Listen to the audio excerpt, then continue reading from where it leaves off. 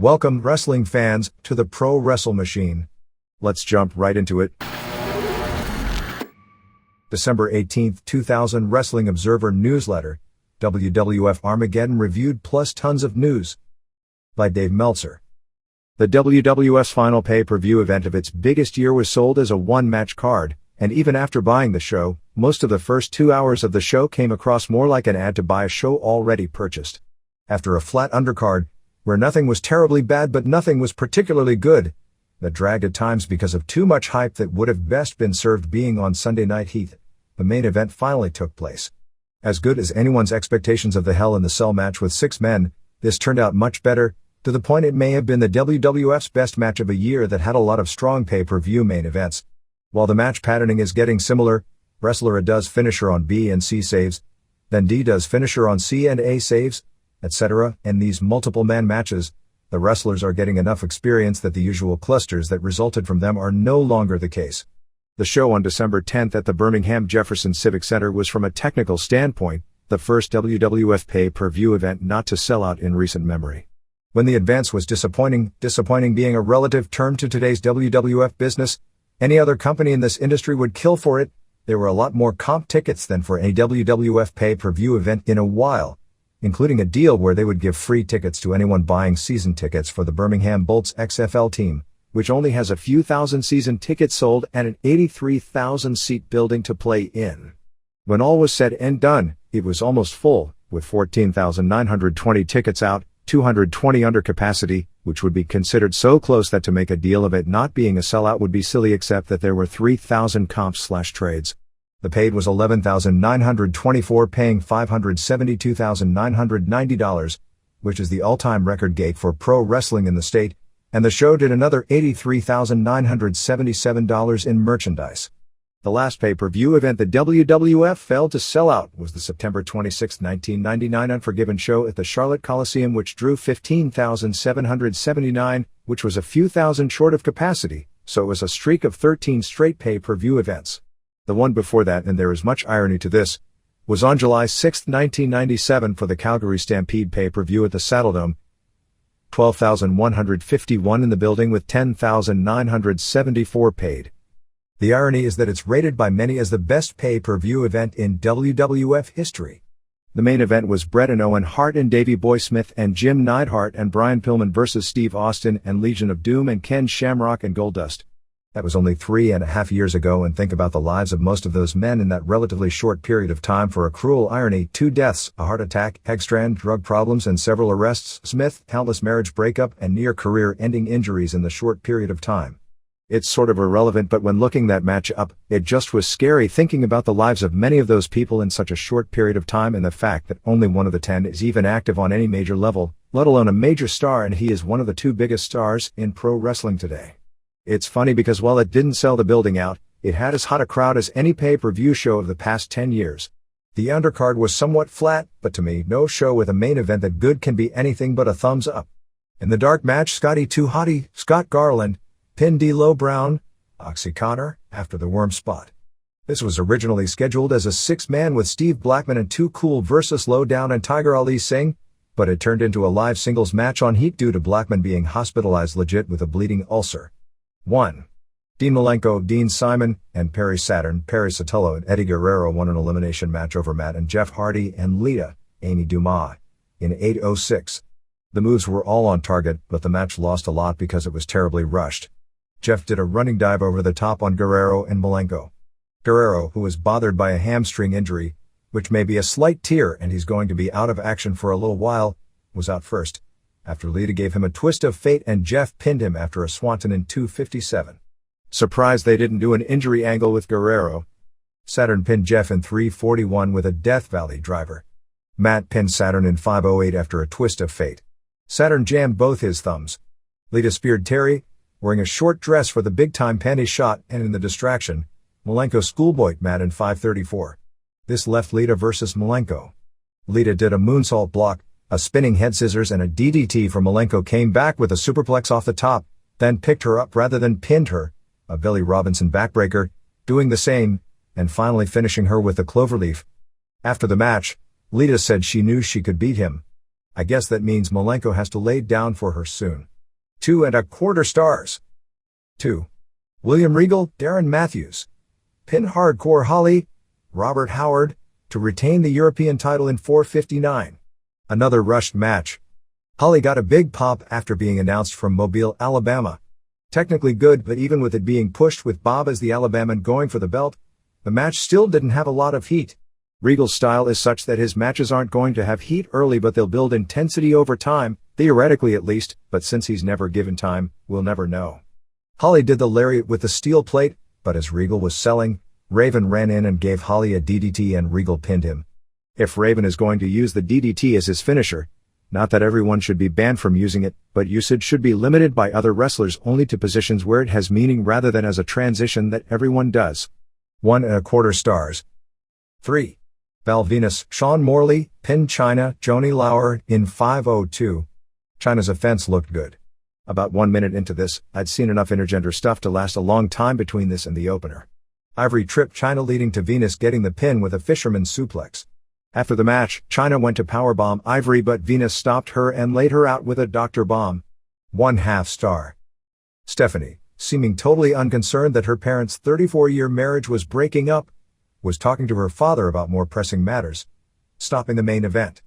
This was no big deal, except it was the beginning of an interminable amount of hype for a match we already paid for. Undertaker did an interview giving the history of the Hell in a Cell match that took forever.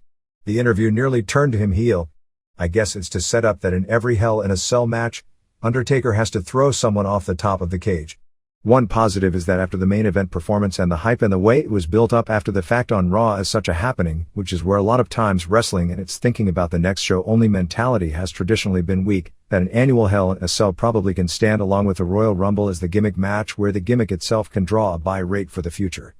Even if this one doesn't deliver a big buy rate, the legend of this match being pushed so hard afterwards combined with the legend of the Foley matches probably can make it a modern version of the Battle Royal in the 70s and the War Games in the 80s as one of those annual must-see events for the fan who may only buy 2 or 3 shows per year. Vince then did an interview with Pat Patterson and Gerald Briscoe and told people to stand up to demand the main event be canceled because he cares about the welfare of his wrestlers. You know how that mind works. If that latest lawsuit settlement is going to cost him $7 million, then he's damn sure going to use it as an angle to get his $7 million worth out of it. A scary number of people stood up. 4. Chris Jericho, Chris Irvine, beat Kane. Glenn Jacobs, in a last man standing match in 1716. After all the non-wrestling, the first thing these guys did was brawl backstage, including a spot where they both punched Midian. Finally they got in the ring. Both worked hard, but the 10-count knockout thing doesn't register well because it requires a more believable product than they're selling to fans, except people selling for 10 seconds and just recovering. Kane used a power slam on the floor and controlled the match for several minutes. He used the old hangman hold, dropped Jericho, who got up before 10. Jericho went for a spin kick, Kane caught him and slammed him in a clumsy spot. Kane choke slammed Jericho, and Teddy Long delivered the world's slowest 10 count and Jericho got up. Kane delivered a hard chair shot to the back and set up the tombstone, but Jericho hit a low blow and a messed up DDT, followed by a chair to the head missile dropkick, a facebuster and a lionsault with a chair put on Kane's chest.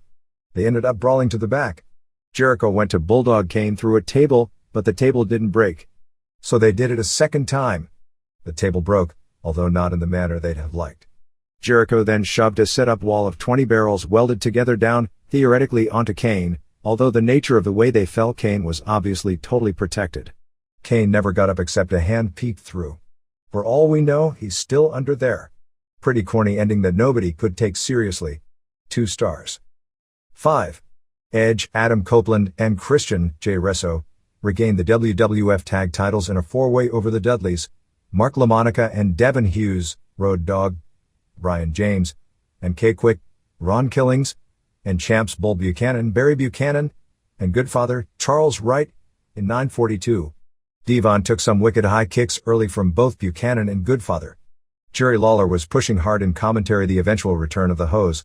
Fans wanted tables and surprisingly didn't get them, at least the breaking version of them. Bubba did a great hot tag spot. K-Quick did a dive off the back of Dog over the top on Buchanan and Goodfather, who caught him and Goodfather delivered a shoulder breaker on him. They did the was up spot on Edge and Devon pulled out the table, but only to knock down Goodfather and Buchanan outside the ring with it.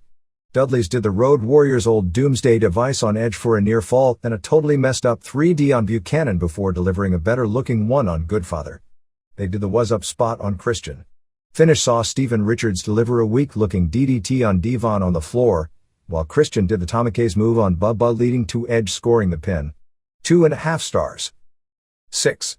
Chris Benoit won the IC title from Billy Gunn, Monty Sop, in 10:03. Gunn and Chyna were not aligned together in either of their matches, nor was any reference made to them as a pair.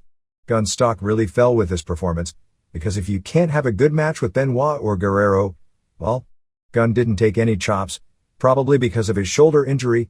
The first half was pretty solid, although not a lot of heat. Benoit did a figure 4. Gunn reversed it, but Benoit made the ropes. Benoit did a rolling German suplex but missed a diving headbutt. About this time Gunn blew up. Benoit still carried it pretty well, including a great spot where Benoit had to fight on the ground before locking in the crossface, but Gunn made the ropes. After what was supposed to be a tilt-a-whirl spot into an inside cradle, I believe, Gunn was blown and just dropped Benoit, who tried to flip himself around, and it was probably the worst looking spot you'll ever see in a Benoit match. Benoit went right to the crossface for the submission. 2 stars. 7. Ivory Lisa Moretti retained the women's title in a 3-way over Trish Stratus, Patricia Strategius, and Molly Holly and Nora Greenwald in 2:12. Molly Holly has been a great success because she's the element that can make matches with these women at least passable, and she's good enough looking that she can be in the WWF and not have people rank on her looks next to all the glamour girls she's in there with. Holly was not built for Mobile, Alabama, which hurt her getting an easy pop that would have carried through as the favorite in a short match, delivered a Liger bomb on Stratus, and then Ivory jumped on Stratus for the pin. After the match, Kanda came out and cornered Molly. Crash ran in and challenged both, but they laughed at him. Finally, the Acolytes returned and cleaned house to a very healthy pop with Bradshaw laying out Albert with a stiff clothesline. 1/2 star. 8. Kurt Angle retained the WWF title in the Hell in a Cell match over Triple H, Paul Levesque, Rock, Dwayne Johnson, Steve Austin, Steve Williams, Undertaker, Mark Calloway, and Rikishi, Solo Fafatu, in 32:14. It started out as a battle royal in a cage, with everyone paired up, Rock versus Rikishi, Undertaker versus Angle, and Triple H versus Austin for the first few minutes. 4 would brawl outside and leave high spots in the ring for the other 2 trading off. Very well laid out in that nobody stepped on the other spots and the ring never got too cluttered like in a battle royal where everyone stands around because nobody wants to get hurt. Lawler and Ross, who did a phenomenal job getting this match over, did a joke about wrestlers scamming Lloyd's of London on insurance, basically saying that the wrestlers in this match should have taken out disability insurance and then saying that no company would insure someone going into this match, and Ross responding that Lloyd's of London might because they aren't too bright. Rock and Angle delivered the hottest action of the first few minutes while they were in the ring. Austin took a suplex on the floor. Triple H bled first after his head was rubbed into the fence for a long time. He did at least 2 blade jobs and took the spotlight. Guys started switching partners at this point. Triple H turned on Rikishi and gave him a pedigree for a near fall. Austin did the stunner on Angle, but Undertaker saved. There was talk during the week of doing an injury angle with Triple H, which is why they kept teasing the idea of someone getting hurt and fully resigning, but Triple H showed up and said he was feeling better and not to do the angle. Undertaker choke slammed Austin, but Triple H saved. Triple H was then thrown into the cage time after time. Vince McMahon came out with Patterson and Briscoe to tear down the cage with a truck that for some reason had a bunch of padding in the back which would break the big fall later in the match. It made no sense as there was no way the truck could pull down the cage without taking the ring itself, so they hooked it to the door and it pulled the door down. This gave everyone a chance to do the brawl in the entranceway. Fully decked Patterson and Briscoe and security took McMahon out. They had a junkyard-like setup with beaten-up cards that everyone took bumps on. This was really good. Funny thing is, this was almost exactly, minus the even more dangerous spots, what WCW did with a junkyard battle royal where half the crew got hurt and it was lit so poorly it came off as a disaster on pay-per-view. Triple H put Austin's head through a windshield so he bladed. Triple H gave Rock a pedigree on the roof of a car so he bladed. Undertaker slammed Angle on the hood of a car. Austin catapulted Triple H into the hood and then hit Undertaker with a chair so Undertaker bladed. Austin and Triple H went to the top of the cage and brawled. Angle was up there. Austin gave Triple H another stunner. Undertaker went up. Angle bladed. maybe for the first time in his wrestling career. Wonder if when he was getting the gold medal he was thinking that 4 years later he'd be a millionaire from it and be slicing open his forehead with a blade? Rikishi went to the top. Lots more brawling on top, and finally everyone but Rikishi and Undertaker climbed down. Rikishi took the bump backwards off the top of the cage into the heavily padded back of the truck, filled with padding, a tarp and a ton of wood shavings. It was basically an amusement park or gymnastics pit bump. But if they are going to do it, and they pretty much promised in the hype they were, it's a lot better to do it that way than to risk someone getting a serious injury. Until fans tire of these bumps, they are going to be done, and it's just a question of how to attempt to provide a plausible reason for something being there with padding to break the falls. Ross and Lawler were incredible here as well in turning this thing into a near classic. Rock and Austin finally squared off in the middle of the ring to a big pop for a quick WrestleMania tease. Rock blocked the stunner and hit a spinebuster. He went for the people's elbow, but Triple H stopped him. Rock delivered a rock bottom on Angle, but then Austin delivered a stunner on Rock and Triple H delivered a neckbreaker on Austin, and Angle crawled on top of Rock for the pin. Pretty clear this finish is going to be brought up several times between now and April of how Rock had Angle beat for the title, but Austin stunned him and cost him the match. After the match, Austin delivered a stunner to Angle and left. 4.5 stars. Antonio Inoki announced at a press conference on December 9th in Los Angeles that the main event of his New Year's Eve Inoki Bomba-Ye Japanese pay-per-view show from the Osaka Dome would be Great Muta and Nobuhiko Takada vs. Don Frye and Ken Shamrock in what has to go down as the weirdest big show main event of the year. It is being pushed as a 5+ hour pay-per-view show, starting at 7 p.m. and ending after midnight. There will be 7 or 8 pro wrestling matches, scheduled to end at about 11:30 p.m., and other attractions to take the show up to midnight, when Inoki will close the show right after midnight with his catchphrase at midnight as a post-show celebration. As Keiji Muto, with Takada, they are two of the all-time great pro wrestling workers of their day are both. Due to wrestling such a physically demanding style for so many years, they are well past their prime at 38. In Japanese wrestling history, it will always be linked together like Rogers and O'Connor, Misawa and Kawada, Funk and Briscoe, Hogan and Savage and Flair and Steamboat, because of their 2 matches at the Tokyo Dome.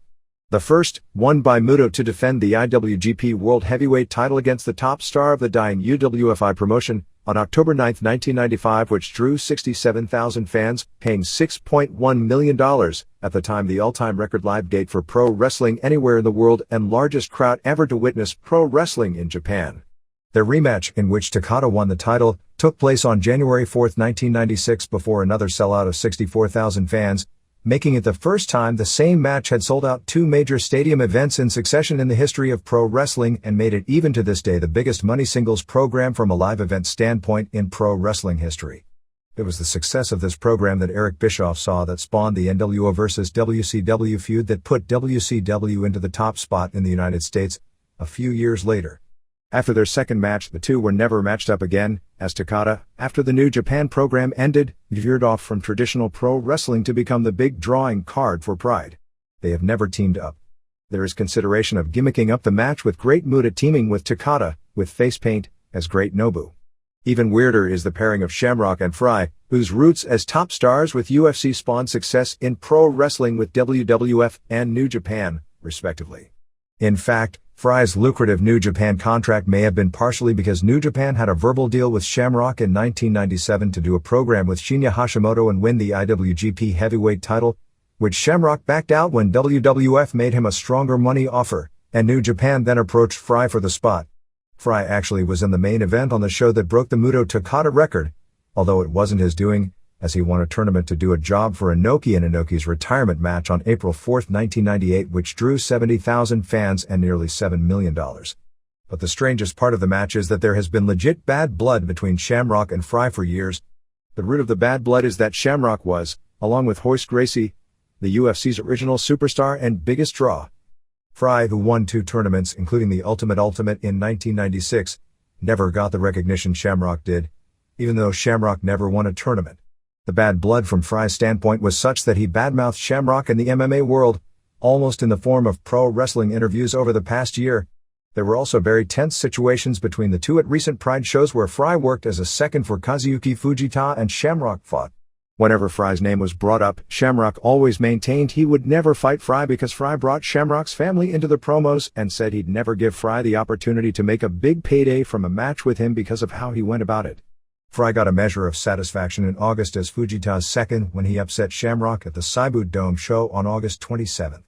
From a pure pro wrestling standpoint, the idea of them splitting up in an angle on this show and building to a match, either a pro wrestling match or a legitimate match, makes sense.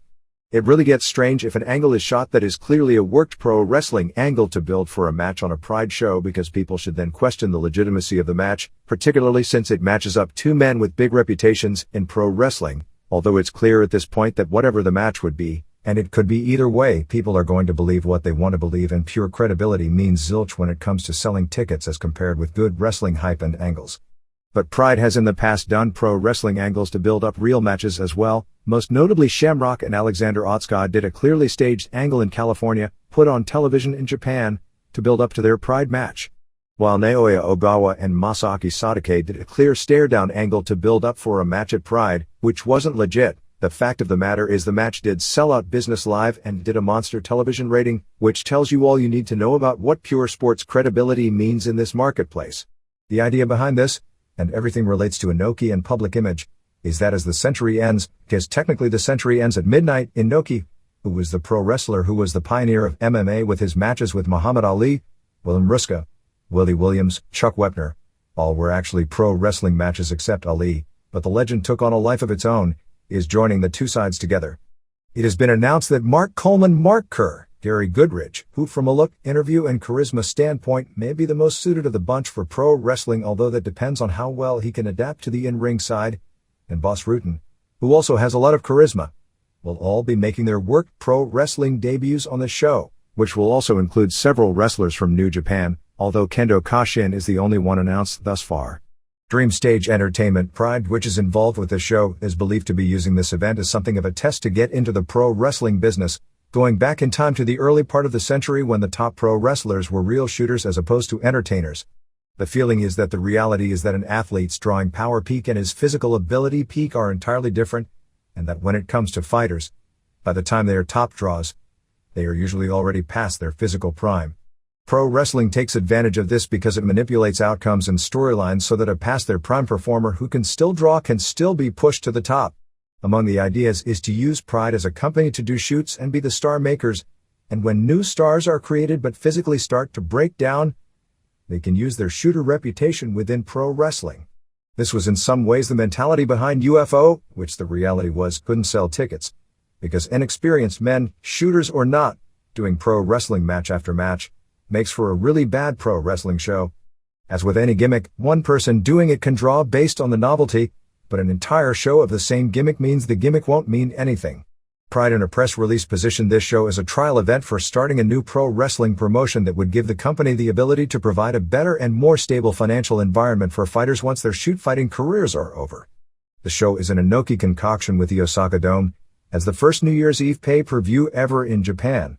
In the United States, both Howard Stern and UFC tape shows years back did very good numbers for New Year's Eve shows. From a live standpoint, it'll be Inoki, at midnight, ushering in the new year with his Ishi ni Sanda catchphrase. Although Inoki has yet to announce it, Shinya Hashimoto has said in interviews that he would be appearing on this show. Apparently Mitsuharu Misawa is against it because it's so close to Hashimoto's debut on December 23 for Noah. L. Brent Bozell of the Parents Television Council responded this past week to the WWF lawsuit, and when it was over, WWF succeeded in making what were really very simple issues into a complicated she says battle in which the actual points will be ignored by both sides based on preconceived attitudes and ancillary non-issues. Bozell, calling the lawsuit one of the most malicious and dishonest pleadings ever placed before a court, said that some of the statements are so ridiculous they are actually funny, true on both sides. And, on the whole, it is the most vicious document I've ever seen. In his statement, Bozell did refute virtually every charge in the lawsuit of substance, although he was misleading at times. He blamed the WWF stock crash because of advertising revenue less than projected in the third quarter, which his organization could claim as a victory, but it was actually more due to merchandise sales, such as Yak's Pacific Toys, not selling well, something his organization had nothing to do with, as was Jerry McDevitt, who wrote the lawsuit for the WWF. However, Bozell is clearly, whether this is because he believes the case is so weak and will be thrown out, or simply bad judgment on his part back in the game, so to speak, as it pertains to being critical of the WWF, as he posted his typical weekly review of SmackDown's naughty words and sexual innuendos regarding the Thanksgiving night show this past week. A lot of the rhetoric was arguing about what is the PTC and how it's funded and its motives. Instead of wasting time on such arguments, we should spend time on the actual questions as to the issues of both sides, as opposed to debating whether Bozell hates homosexuals and lesbians. He says he doesn't. Whether the PTC is an ultra-right-wing organization, which has Democratic members such as Joseph Lieberman and Dr. C. Dolores Tucker, or that he has personally referred to environmentalists as environmental wackos, he admits to doing so, except he says they misspelled wackos as it doesn't have an H. Bozell admits to condemning parents who allow their impressionable children to have their minds polluted by the filth of entertainers like WWF. He refuted charges of financial irregularities, but again, those are points outside of the actual issue, just as whether or not the PTC is incorporated as a religious organization. It isn't. The lawsuit listed shows such as West Wing, Frasier, Everyone Loves Raymond, Simpsons, and many other popular shows as being, according to the PTC, unsuitable for children. In actuality, they have three groupings: shows unsuitable for children, those suitable for children, and shows that fell in the middle. Every show the WWF lawsuit stated the PTC saying as unsuitable was in what would be called the middle region. That's equally as misleading, maybe more, than what they claimed the PTC was doing, claiming advertisers having pulled out that had never advertised nationally, if in fact they had made that claim, and not split hairs listing companies that had simply agreed not to sponsor SmackDown due to content. There were a few funny responses as well, such as McDevitt's suit stating, Bozell, drawing on his lifelong experience practicing the big lie theory, has concocted, produced, published and edited several maliciously false and fraudulent pieces of propaganda designed specifically to injure WWF. Bozell's response is that we send videos and transcripts of WWF SmackDown shows to its sponsors. That's a little misleading because they also have produced videotapes talking about the horrors of the WWF programming that talk about things on tape, which, while all true, are not shown in the context as they took place on tape, but talked about in fashion to rile up people listening. Not that there is anything illegal about that, or even necessarily wrong if they don't take things badly out of context. There was the splitting hairs, such as McDevitt writing that Bozell was the campaign treasurer for Pat Buchanan in his 1992 presidential campaign when he was actually the finance director. While I personally would never vote for Buchanan, the idea someone worked in his presidential campaign may be grounds to say he has right-wing values, but isn't exactly grounds for any criminal activity. Fact is, in this most recent election, WWF on the last day, through Jerry Lawler's subliminal message and the SmackDown Your Vote campaign, while proclaiming to be nonpartisan, about the little sneaky word in on the Raw the night before the election in support of the more right-wing of the two candidates in a close election. And while nobody wants to claim credit because the election results are still a mess, in an election so close, every little thing made a big difference. Even funnier was McDevitt's charge of, a central thesis of Bozell's right-wing extreme beliefs, associated diatribes, and always his fundraising is that television is to blame for all inappropriate conduct by children and juveniles, as well as all else he perceives to be wrong with modern society. Bozell's response was, if I ever said that, I shouldn't be sued, I should be locked up and treated. Or McDevitt's claim that Bozell makes unsubstantiated and ever-changing representations of the number of members the PTC has, sort of like 14 million voters. Bozell claims the number is ever-changing because they continually add members, and claims the number at 625,000. He claimed it was the late Steve Allen, not himself, who said that Vince and Linda McMahon were worse than Larry Flynt, although Bozell did state it is real child molestation to be inflicting youngsters with such sewage. It is pornography. Pornography is advanced in the program. It is the blatant marketing of pornography to kids. He claimed he never said WWF programming caused the murder of 4 children. He said in 3 cases, children were influenced by wrestling. He specified the term wrestling as opposed to WWF when they killed other children. In the 4th instance, the Tate unit case, lawyers for both sides pointed publicly to the WWF. One of the lawyers involved is also being sued by the WWF for these statements. Bozell's defense for the claim is that the 2 prosecution lawyers also blamed wrestling and weren't being sued, which is a weak defense, and doesn't address that Lewis' original statements were that Tate was influenced by a TV commercial involving Sting, a non-WWF performer. A real defense would be to argue that there was some wrestling influence. If there is, and the belief is still that there is, it can and should be pointed to. If not, statements by the lawyers in the past in the case are irrelevant to this discussion, and it is a valid point for the WWF side. For the WWF side to have a case, however, They have to prove that Bozell and or James Lewis made the statement while being fully aware it wasn't true when they made it, as opposed to later evidence coming out after the statements were made, which is a little different than simply proving it to be not true. Any evidence of Lionel Tate being influenced by pro wrestling in some form would render the WWF point groundless. Regarding the claim the PTC has bought stock in companies, shown up at shareholders' meetings and ambushed management, he said that they've made presentations at two companies' shareholders' meetings, MCI and ConAgra. The Media Research Center, a group which the PTC spun off from, had stock in both companies, but both corporations were contacted ahead of time and they requested permission to speak, which was granted. So the claim about the buying stock is correct, but the term ambushing, if they asked ahead of time for permission and were granted, is misleading. Bozell noted that at both the MCI and ConAgra stockholders meetings, the PTC reps, after giving a presentation with clips from the show itself, were given standing ovations, although ConAgra, which owns among other things Chef Boyardee, which first agreed to pull advertising off SmackDown after the presentation, changed its mind and still will advertise on the show. As mentioned before, the strongest evidence presented against the company is tapes of its own show, and when that is the case, to divert blame from themselves knowing they were under this kind of scrutiny, or even not knowing since they were the producers and are responsible for what they produce, and blaming people showing the tapes is the same logic a criminal would use when getting caught, blaming not his own actions, but blaming his problems on the police for picking on him personally. While not quite admitting it, when it came to the 4 murders, it was on the PTC website in one place as WWF Tragedies. Bozell stated it should have read Wrestling Tragedies. McDevitt charged that the PTC fundraising video suggests and infers WWF is responsible for acts such as shootings at Columbine and Jonesboro. Bozell claims no such inference was ever made by the group. Having seen the video in question, Steve Allen talks about those tragedies, asks why, and blames television and entertainment, and then later talks about WWF SmackDown. McDevitt overreached a little in stating they inferred WWF is responsible because I didn't get that watching the video, although the hint of such is certainly put out there.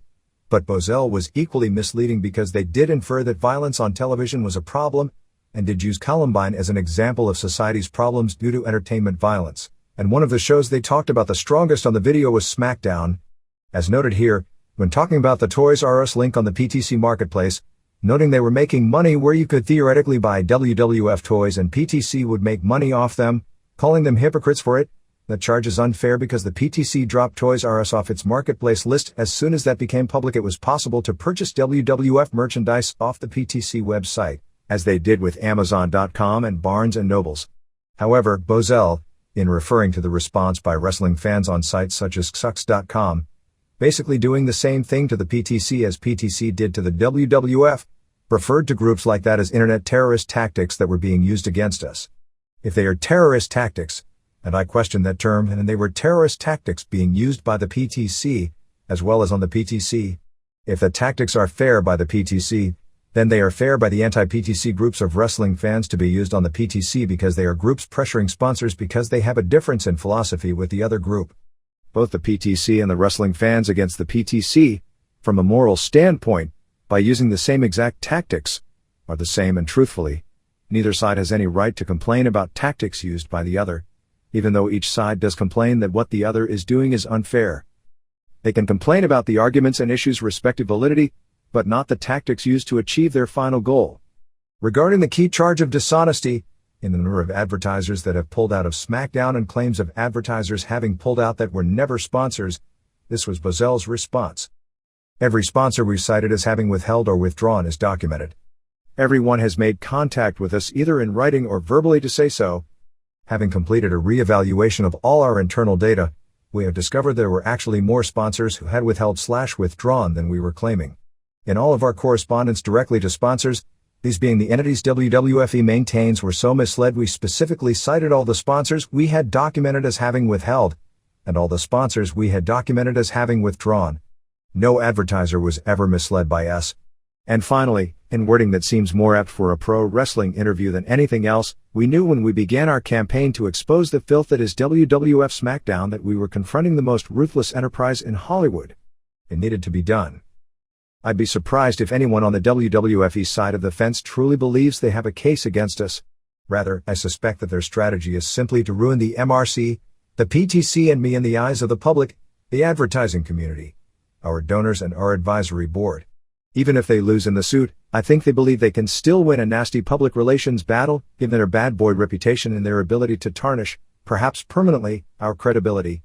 Actually, that is likely more of the strategy than actually winning a lawsuit, because if it goes to court, the WWF has to win, or in effect, they'll have a public loss to a group they have very publicly made into their enemy and sometimes their scapegoat to deflect against content issues that admittedly are largely in the past, but are valid issues. It's a company that isn't good at losing public fights, and if it got to court and they lost, it would be a real black eye to the company mystique. And even though what is being argued in court is not the right of the WWF to present the product, but the tactics used by the PTC, if the WWF fails to win the case, the public will view it as an affirmation the WWF product was raunchy, tried to bully its accuser, and got slapped down at the end. A win would be used by the WWF, like in the steroid trial where the non-conviction was later used by people to claim the WWF never had a steroid problem when that was never what McMahon was on trial for, as an affirmation the criticism of the product wasn't valid in the first place. But then Bozell falls right into the trap, doing a pro wrestling-like finish, but they won't succeed. Too much is at stake. No, everything is at stake here. This is going to be, I tell you now, a bloody, ugly battle. But we're going to fight it with everything we've got. I'm absolutely confident that at the end of the day, the whole world will not only see us clearly vindicated, but will see the WWF unmasked for the wretched entity that it is. Wonder if Bozell also grew up watching Pat Patterson babyface interviews. Steve Williams and Mike Rotundo captured the watered-down version of the 24th annual All Japan Real World Tag League Tournament in a four-way playoff on December 9th at Tokyo Budokan Hall before an estimated 10,000 fans, announced publicly at a face-saving 14,500, in a tournament many felt would never happen after the company split early in the year. Williams, who worked the entire tour with 3 broken ribs, and Rotundo, who finished 5-2-0 in the round robin, were both top-notch college heavyweight wrestlers and Division I footballers from another generation. They reprised their late 80s varsity club tag team in the U.S., became the first non-Japanese team to win the tournament since Williams and Terry Gordy back in 1991. They won a 4-way playoff over Toshiaki Kawada and Masafuchi, who were 4-1-2 in the finals, which also included Jim Steele and Mike Barton, who were 4-1-2, and Taiyo Kia and Johnny Smith, who were 4-1-2. With the loss of virtually all the headline native talent except Kawada, and the weakest group of foreigners ever, this was the first year the tournament, which for most of the past 2+ decades was one of the biggest events of the year in the wrestling world, in many ways could be considered a high-level indie tournament. Really the only thing that would keep it from that category, as in many of the cities on the tour it drew poorly, was the tradition of the 24 years, which featured some of the biggest matches in Japanese wrestling history with all the legendary performers, and the fact the finals drew well, although it was the smallest All Japan crowd at Budokan Hall since the mid-80s. Still, the hot-shotting All Japan was able to do to pack Budokan Hall since the company split, first by bringing back Kenichiro Tenryu, then by the interpromotional feud by bringing in Masahiro Chono and Team 2000, and finally with a Tenryu vs. Kawada singles match, has run its course. After the upcoming Tokyo Dome finishes the novelty of the Kawada vs. Tenryu program, it's going to be a very tough 2001 without strongly heating up the angle with New Japan, for a company that many expected wouldn't even last this long. At the show, the company announced 4 matches for its most ambitious project in company history, booking a Tokyo Dome show on Jan. 28th with such a limited talent crew. As expected, the main event will have Tenryu defending the Triple Crown against Kawada. A surprise was a Legends match announcement as Terry Funk returns to All Japan, the company he was one of the cornerstones of building in the 70s and early 80s, for the first time since 1987, teaming with Atsushi Onita, in his first All Japan match since 1985, against Funk's legendary Japanese rival, Abdullah the Butcher and Giant Kimala II. The Funk-Butcher rivalry dates back to the days of All Japan's huge ratings in prime time on Friday night on NTV, and to the finals of the original Real World Tag League Tournament in 1977 in the Funks vs. Sheik and Butcher match, which cemented the Funks as the first big-time foreign babyfaces ever in Japan. Onita, who started out as Funk's protege in All Japan, retired due to knee injuries in 1985, but came back and formed FMW nearly 4 years later and became a huge drawing card and celebrity by introducing garbage wrestling to the Japanese scene. Also, Jushin Liger makes his All Japan debut, facing Fuchi, and there will be a battle royal. There will also be a retirement ceremony for Stan Hansen, and it is believed that Hiroshi Haze will return for the show. In a big surprise, Nippon TV Network in Japan which broadcasted this company from its inception in 1972 until canceling the show for Pro Wrestling Noah earlier in the year, for legal contractual reasons. The Noah debut won't be until April, and it was announced officially this week that would be the case. Announced it will broadcast matches from this show on February 1st and February 8th. Williams and Rotundo won the finals in 21-27 when Williams pinned Fucci after an Oklahoma Stampede and a Dr. Bomb. In the semifinals earlier in the show, Williams and Rotundo beat Taiyo Kia and Johnny Smith in 8-20 when Williams pinned Smith after a backdrop driver, and Kawada and Fucci beat Mike Barton and Jim Steele in 21-06 when Fucci used a facelock submission on Steele while Kawada had Barton in the stretch plum at the same time. The card itself was said to be not particularly good except for the tag team tournament matches. Williams was working in tremendous pain, to the point he was having trouble talking, and is now expected to take a few months off to heal. The pairings in the Final Four were made at the beginning of the show when the captain of each team drew lots. Williams drew Kia's team, and then clotheslined Kia in an angle as soon as he drew it. The angle in that match is that Smith was double-teamed early, forcing Kia to work most of the match by himself, until Smith finally recovered, but ended up being pinned. The finals were set up in the final match of the round robin, on December 6th in Sapporo before 3,150 fans, where Kia and Smith got into the finals with a win over Williams and Rotundo when Kia pinned Rotundo in 17-10 after the Hawaiian Crusher in something of an upset. Kawada and Fucci, who then needed a win to make the finals, beat Tenryu and Nobutaka Araya in 21-08 when Kawada pinned Araya after a jumping high kick. Final tournament standings were 1. Williams and Rotundo 7-2 and 0, 16 points, 2. Kawada and Fucci 5-2 and 2, 12 points, 3. Kia and Smith and Barton and Steele tied at 4-2 and 2, 10 points, 5. Barry and Kendall Windham and Tenryu and Araya tied at 3-4 and 0, 6 points, 7. Yoshiaki Fujiwara and Dan Crawford and Mitsuya Nagai and Masahito Kakihara tied at 1-6 and 0, 2 points. Ernesto Hoost won the K1 Grand Prix tournament on December 10th before what is being billed as the largest indoor sports crowd ever in Japan of 70,200 fans at the Tokyo Dome, which doubled as the memorial show for K1's all-time most popular competitor, the late Andy Hug. Hoost, 35, captured the $400,000 first prize, which may have been the largest one-day payoff ever for a kickboxer, winning the tournament for the third time in the past 4 years. He competed in 1998 while having a bad flu and lost in the first round to current WCW developmental wrestler Sam Greco.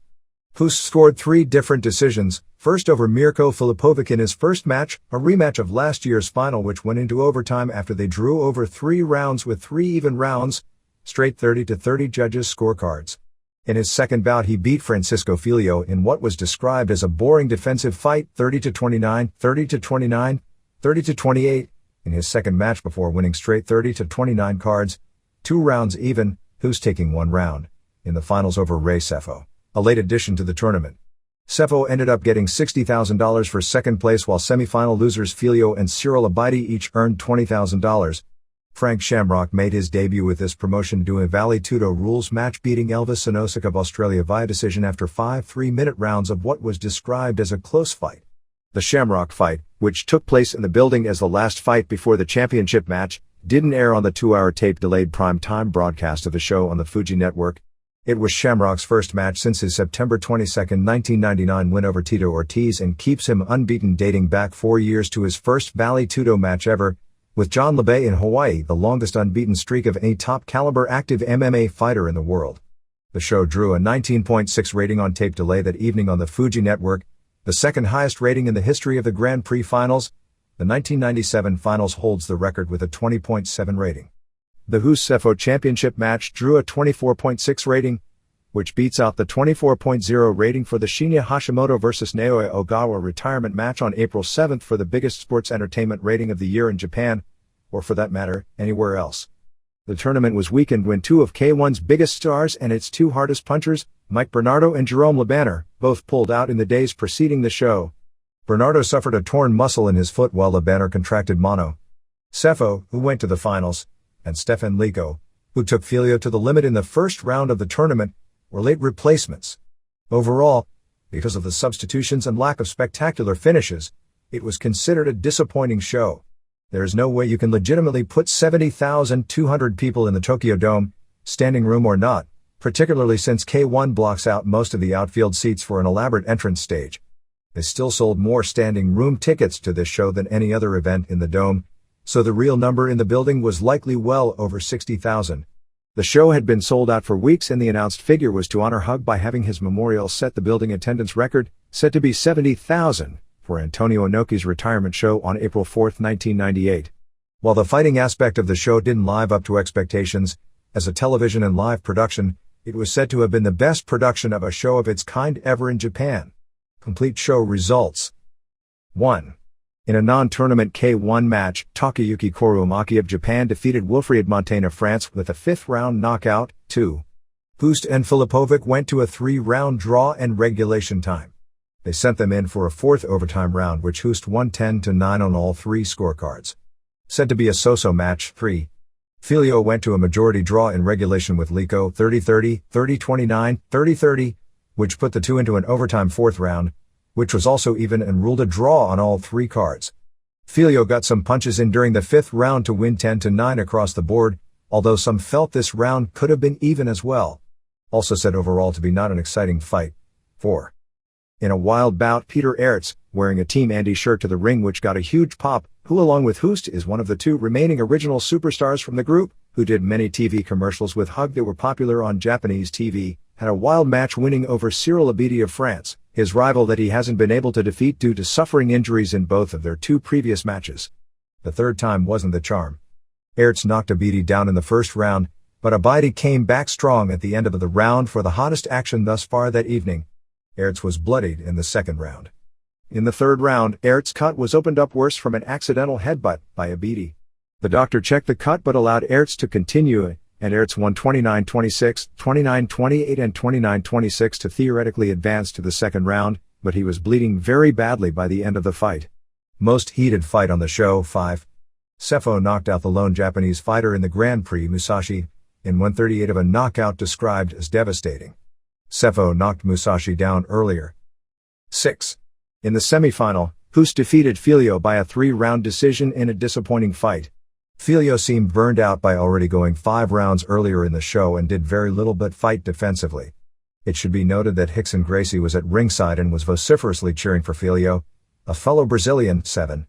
The doctor wouldn't allow Aerts to continue in the tournament due to the cut, so even though losing, Abidi was brought back. There is a real problem with tournaments, and this is it. Abidi, who lost the fight by points and also knocked Aerts out of the tournament largely with an illegal move, the headbutt, was rewarded for injuring his opponent with a maneuver outside the legalities of this fighting. Sefo knocked Abidi out in 1/45 of the 1st round. 8. Shamrock defeated Sonosik via decision after 15 minutes. Shamrock, for some reason, came out in a Native American headdress a la Wahoo McDaniel and did a war dance. Shamrock took Sonosik down in the 1st round, but Sonosik defended well in the guard. Late in the round, Shamrock let him up and they traded some good shots. Shamrock took him down again and was going for a choke when the bell ended the round, which some thought saved Sonosik. In the 2nd round, Sonosik, who had the reach advantage, got some good leg kicks in before Shamrock took him down. Shamrock couldn't finish him on the ground and let him up, but it went back down again. In the 3rd round, Sonosik did well standing and Shamrock took him down. Both guys were able to mount the other and were going for submissions. Shamrock let him up again and just before the finish, hit a big punch and got on top on the ground, but the bell rang. 4th round saw Sonosik actually pull Shamrock down to the ground in his guard since he was tiring. Sonosik seemed to come close with a heel hook as both were going for submissions, but Shamrock punched his way out, but was hurting real bad before escaping. In the 5th round, Sonosik again pulled Shamrock to the ground to fight in the guard from his back as Shamrock was in the better shape and doing better on all the stand-up exchanges. The ref stood them up, but Sonosik pulled him down again. Shamrock was punching from the top, figuring on scoring points as time ran out. The heel hook did damage, though, as Shamrock was noticeably limping leaving the ring. One report said it was a very entertaining fight, but it got little reaction as the crowd didn't know Sonosik and the general public type of audience at the show didn't understand what was going on when they went to the ground. 9.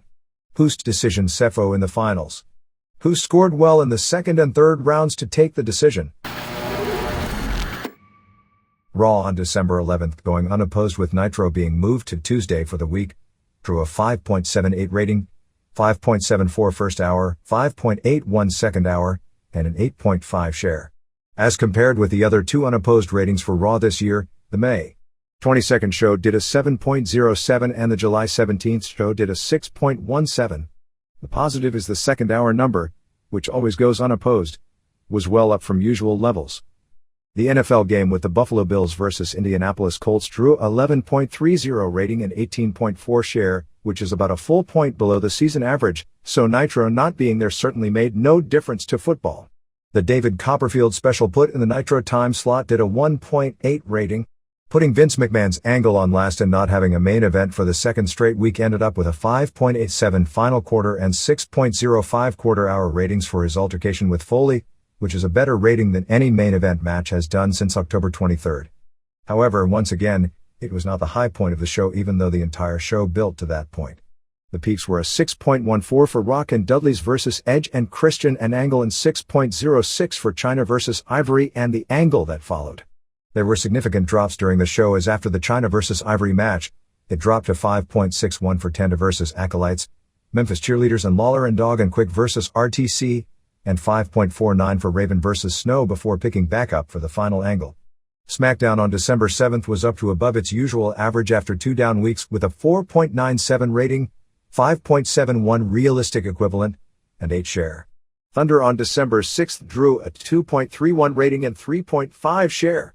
The WWF weekend shows were well below usual levels with Livewire at 0.9, Superstars at 0.8, which I believe would be the all-time record low for the show, and Heat at 1.83 rating and 2.8 share, which isn't good considering it's the pay-per-view lead-in.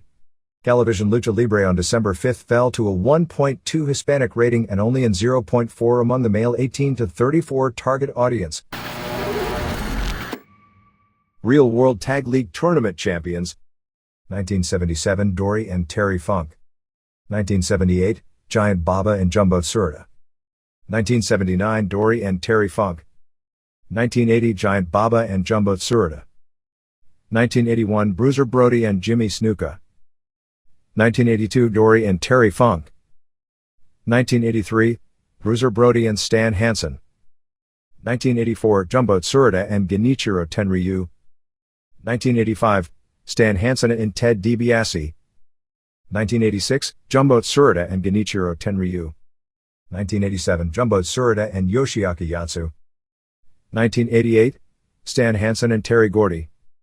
1989 Stan Hansen and Genichiro Tenryu.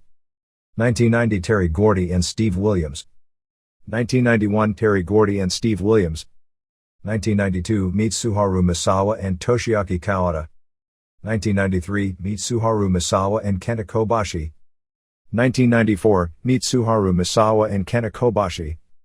1995 Mitsuharu Misawa and Kenta Kobashi. 1996 Akira Tao and Toshiaki Kawada. 1997 Akira Tao and Toshiaki Kawada. 1998 Kenta Kobashi and Jun Akiyama. 1999 Kenta Kobashi and Jun Akiyama. 2000 Steve Williams and Mike Rotundo. Mexico. The final Arena Mexico before this week's pay-per-view on December 8th was headlined by El Hijo del Santo and Negro Casas and Tarzan Boy over Las Infernales, El Satánico and Rey Bucanero and Ultimo Guerrero in 2 straight falls.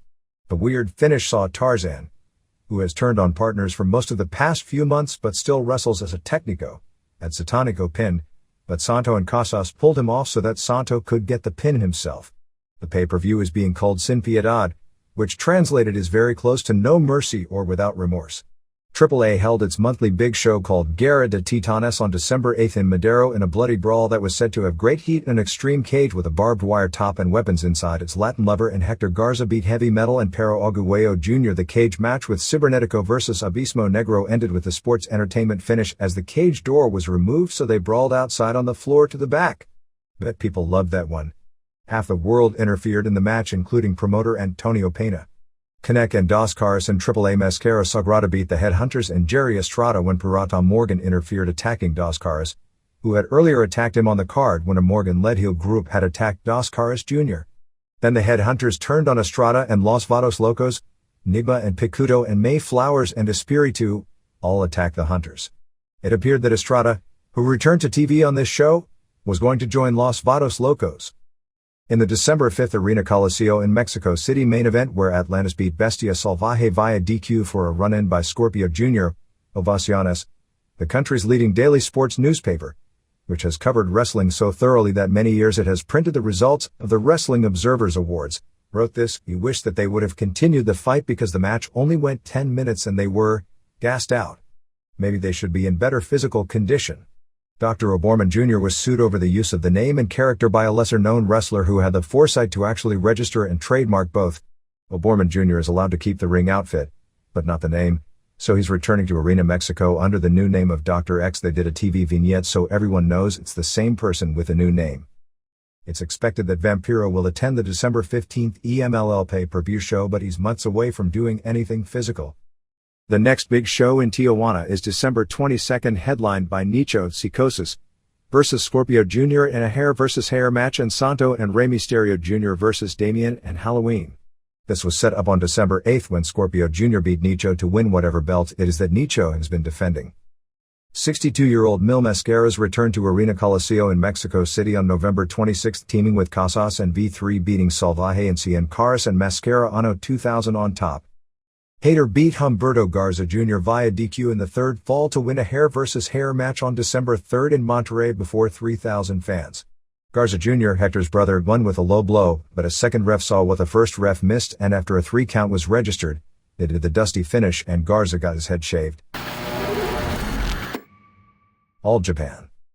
The January tour will have Mike Barton, Jim Steele, Johnny Smith, George Hines, Giant Kimala 27, Halloween, Psicosis, and Damien as the foreigners. The latter 3 will probably work 6-man tags with wrestlers from the Toriuman promotion underneath. Williams is taking the tour off to rest his rib injuries. They are doing the traditional heavyweight battle royal on Jan. 2nd at Korakuen Hall and junior heavyweight battle royal on Jan. 3rd at Korakuen Hall, which usually are terrible. Hiroshi Hazi returns for those shows, and the Jan 3rd main event is Kawada and Tenryu and Hazi as a team for the first time ever against Taiokiya and Mitsuya Nagai and Masahito Kakihara. They also run Korakuen Hall on Jan 14th in a match, with teams not announced but obviously tag team tournament winners. Williams and Rotunda won't be in it since they aren't even on the tour, to determine the World Tag Team Champions. This is really weird since they just finished this elaborate tag team tournament, and then the tag titles will be up in just a 1-match deal a month later as opposed to being decided in the tournament. It's expected that Williams and Rotundo will return in February to challenge for the titles. January tour outside of Tokyo is going to be a really tough draw without Hansen or Williams, leaving them with no big-name foreign draws on the tour since the biggest star, Barton, both isn't very good and also came long after the company had strong television. Pro Wrestling Noah. After the announcement of Hashimoto appearing on the December 23rd show, tickets started selling well, and it's probably going to be sold out before you are reading this. Reports that the show was sold out before the announcement of Hashimoto appearing were more hype than reality. Because of the Pride show, which takes place on December 23rd, the card will be airing on December 24th on pay-per-view. They tried to elevate Takao Omori as a serious player before the Hashimoto match on December 8th in a tag team match, teaming with Yoshihiro Takayama, beating Mitsuharu Misawa and Yoshinari Ogawa when Omori pinned Misawa after 2 lariats, which would be the first time I can ever recall Omori getting a pinfall on Misawa. Watching some clips on TV regarding Vader, he is way up there in weight, which isn't good at 44, and for his own health as well as his ring performance and longevity, it's a subject he needs to address. Generally speaking, the bigger guys don't have the longevity in this business to begin with because their knees, ankles, and back go quicker carrying that weight, let alone big guys who hump like crazy. Because he weighs so much and he's getting up there chronologically, Vader is noticeably slower in the ring on this comeback. He still has the name and is something of a legend in Japan who knows what to do but isn't as impressive in doing it. New Japan. In a big surprise, Riki Choshu announced that he would be coming out of retirement on the Jan 4th Tokyo Dome show. Choshu, who just turned 49, will team with Manabu Nakanishi against opponents to be named, possibly one of whom will be Keiji Muto, who returns on that show but whose match has yet to be announced. Choshu coming back again without even a dream match situation like the match with Atsushi Onita for his comeback in August shows just how concerned New Japan is about this show. Also announced for the show is Takashi Iizuka versus Kendo Kashin, Minoru Tanaka and Koji Kanemoto defending the IWGP Junior Tag titles against Tatsuhito Takaiwa and Shinya Makabe, and Shinjiro Otani returns for a singles match against longtime rival Jushin Liger. The first TV of the show will air on tape delay that evening from 11:30 p.m. to 1 a.m. on TV Asahi, probably concentrating on the tournament itself. The December 14th show in Osaka, without the main event being announced, had already sold out, which is a little more than 6,000 tickets for a pay-per-view show. The main event has officially been announced as Iizuka and Yuji Nagata, who won the G1 Tag Team Tournament, against Fuchi and Kawada, who took second in the All Japan Tournament. My gut feeling is Fuchi does the job this time, which is why they didn't win the All Japan tourney, because All Japan, with its old school mentality based around winning and losing meaning everything, didn't want its tournament champions losing to New Japan's tournament champions, but it's okay for its second place team to lose to the other group's tournament champions. It's the same reason why Tenryu, Triple Crown champ, won't be in the IWGP Heavyweight Tournament, because unless he was booked to win, All Japan for sure won't allow its world champion to do a job in somebody else's ring, because if he did, he wouldn't be a real world champion. They are probably the only promotion left with that mentality except the WWF, which when they negotiated with Dream Stage Entertainment last year about doing a Tokyo Dome show, made it clear that Steve Austin or The Rock were not going to be doing a job for Nobuhiko Tada under any circumstances. The December 10th big show in Nagoya, where the gimmick was that Team 2000 would make the matchmaking because they defeated G-Eggs in their series of matches on an earlier tour, drew a sellout of 9,500 fans.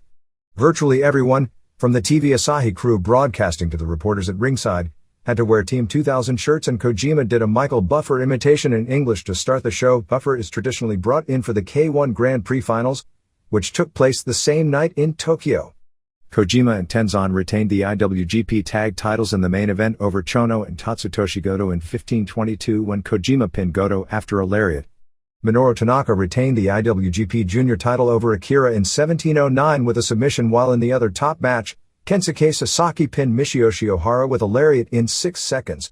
G-Eggs, who are getting the big push as the top babyface group in the company, were relegated to the opening match on the card, even below green wrestlers Wataru Inoue and Katsuyori Shibata, with Yutake Yoshi and Nagata and Nakanishi beating Junji Hirata and Iizuka and Kenzo Suzuki. It appears at this point the plan for 2001 is to do 12 big shows on pay-per-view, both from domes and also from major arenas, and that Choshu, who has been training hard for his comeback, will work only the big shows to kind of fill the slot left open by Hashimoto's departure. New Japan, which is in the hunt along with 3 other promotions, Pride, Coliseum 2001 and a 4th group which would start up for Hicks and Gracie in the fall, has actually considered, because of box office, that Choshu would provide the best box office as Gracie's opponent should they close the deal with him. As weird a match as that is, because of name value, it would be a huge event. December 2nd TV was more tag team tournament stuff. A lot of matches edited down to 3 minutes to 7 minutes. Yutaka Yoshi and Nakanishi upset Chono and Scott Norton in 1450 when Yoshi made Chono submit to his variation of a figure 4, which is a pretty cool looking move. Yoshi wore a new ring outfit that only emphasizes how short and fat he is. Yoshi worked most of the way, getting pounded on until Nakanishi made the hot tag. Basically a nothing match, but not terrible. 1 star Sasaki and Shiro Koshinaka beat Kojima and Tenzan when Koshinaka pinned Tenzan after a power bomb. Basic good match. 2 3/4 stars, Liger and El Samurai and Kendo Kashin beat Kid Romeo and Tanaka and Kanemoto. As usual, very good work, but crowd was kind of dead and the end came suddenly with Liger pinning Romeo after a brainbuster. Romeo looked good in this company. Kashin was still dead. That Pride bout at this point looks like such a mistake. 3 stars, Hiro Saito and Tatsutoshi Goto and Michiyoshi Ohara beat Osamu Nishimura and Iizuka and Nagata when Ohara pinned Nishimura with a powerbomb. Nishimura physically doesn't look good fighting the cancer. Okay, Nagata and Iizuka beat Liger and Super Strong Machine when Nagata pinned Machine after a back suplex while Iizuka had Liger in a choke sleeper. Good match based on what aired. This match probably should have been edited less and they should have cut out some of the other matches on the show. Tenzan and Kojima beat Nakanishi and Yoshi when Tenzan pinned Yoshi after a double team diamond cutter and a Tenzan driver. Only the last 3 minutes aired, but at least that part looked good. Chono and Norton beat Sasaki and Koshinaka when Norton pinned Sasaki after a lariat. Believe it or not, this was good, at least the portion that aired, and it was mainly due to Sasaki, who worked real well with Chono and about as good with Norton as is humanly possible. December 2nd TV drew a 2.3 rating. Other Japan notes. A few more notes on the December 5th Neo Ladies Remix All Shoot Show tournament held at Budokan Hall and on pay-per-view. Marilos Koinen, who captured the tournament, earned $95,000 for the win. Second place Megumi Yabushita of the JD promotion, a former weight class national champion in judo before going into pro wrestling, got $9,500. Elena Radina, who won a shoot tournament in 1996 put on by AJW and was on the Olympic judo team for Russia, was eliminated by Hickson Gracie student Aaron Tuffle in the first round. The rule of only 20 seconds on the ground for a submission after a takedown hurt her. She kept getting takedowns, but was hurt by Tuffle's strikes when they were put back up. Koinen had an advantage as she won her first match in 33 seconds over a 17-year-old sub, Mika Haragay, whose only experience was sometime in the AJW training camp, choking her out. She got a bye in the second round. American Becky Levi, a protege of Dan Severn, won 2 tough decisions. She had size, but really didn't look impressive in her wins, and then Koinen got her in 124 with a flying armbar in the spot of the show. As for Svetlana Gundarenko, who captured the original L1 women's UFC type event in Japan in 1995, she was announced at 330 pounds, and if anything, that sounded like a very conservative announcement as she was twice the size of 220-pound Kyoko Inoue. Kyoko's running lariat bouncing off the ropes wasn't a good idea, as you can imagine. Yabushita actually delivered a Northern Lights suplex to kickboxer Bambi Bertoncello and in the final match with Koinen, delivered a dragon screw. Yabushita vs. Gundarenko made the show and will be the most memorable part of it looking back, as the 123-pounder scored a decision that probably could have legitimately gone either way. It was the ultimate David vs. Goliath matchup. Yabushita actually got a takedown late in the first round with an ankle pick. Much of the match was Gundarenko sitting on her for 20 seconds before they were put back up. Yabushita had a lot more movement and some reversals. Gundarenko was in the ring sitting down and crying for quite a while after the decision was announced. The final, like many of the matches, was marred by the 20-second on the ground rule. As soon as action hit the ground, there was 20 seconds and they were stood up, even if there were reversals or movement. Both Yabushita and Koinen had armbars on which were broken by the rule. In the final, as it pertained to the judging, it came down to your preference.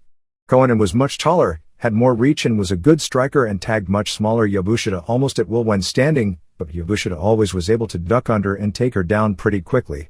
She got tons of takedowns, but were always stood up so Koinen could deliver some shots before being taken down again, but Koinen definitely did more damage.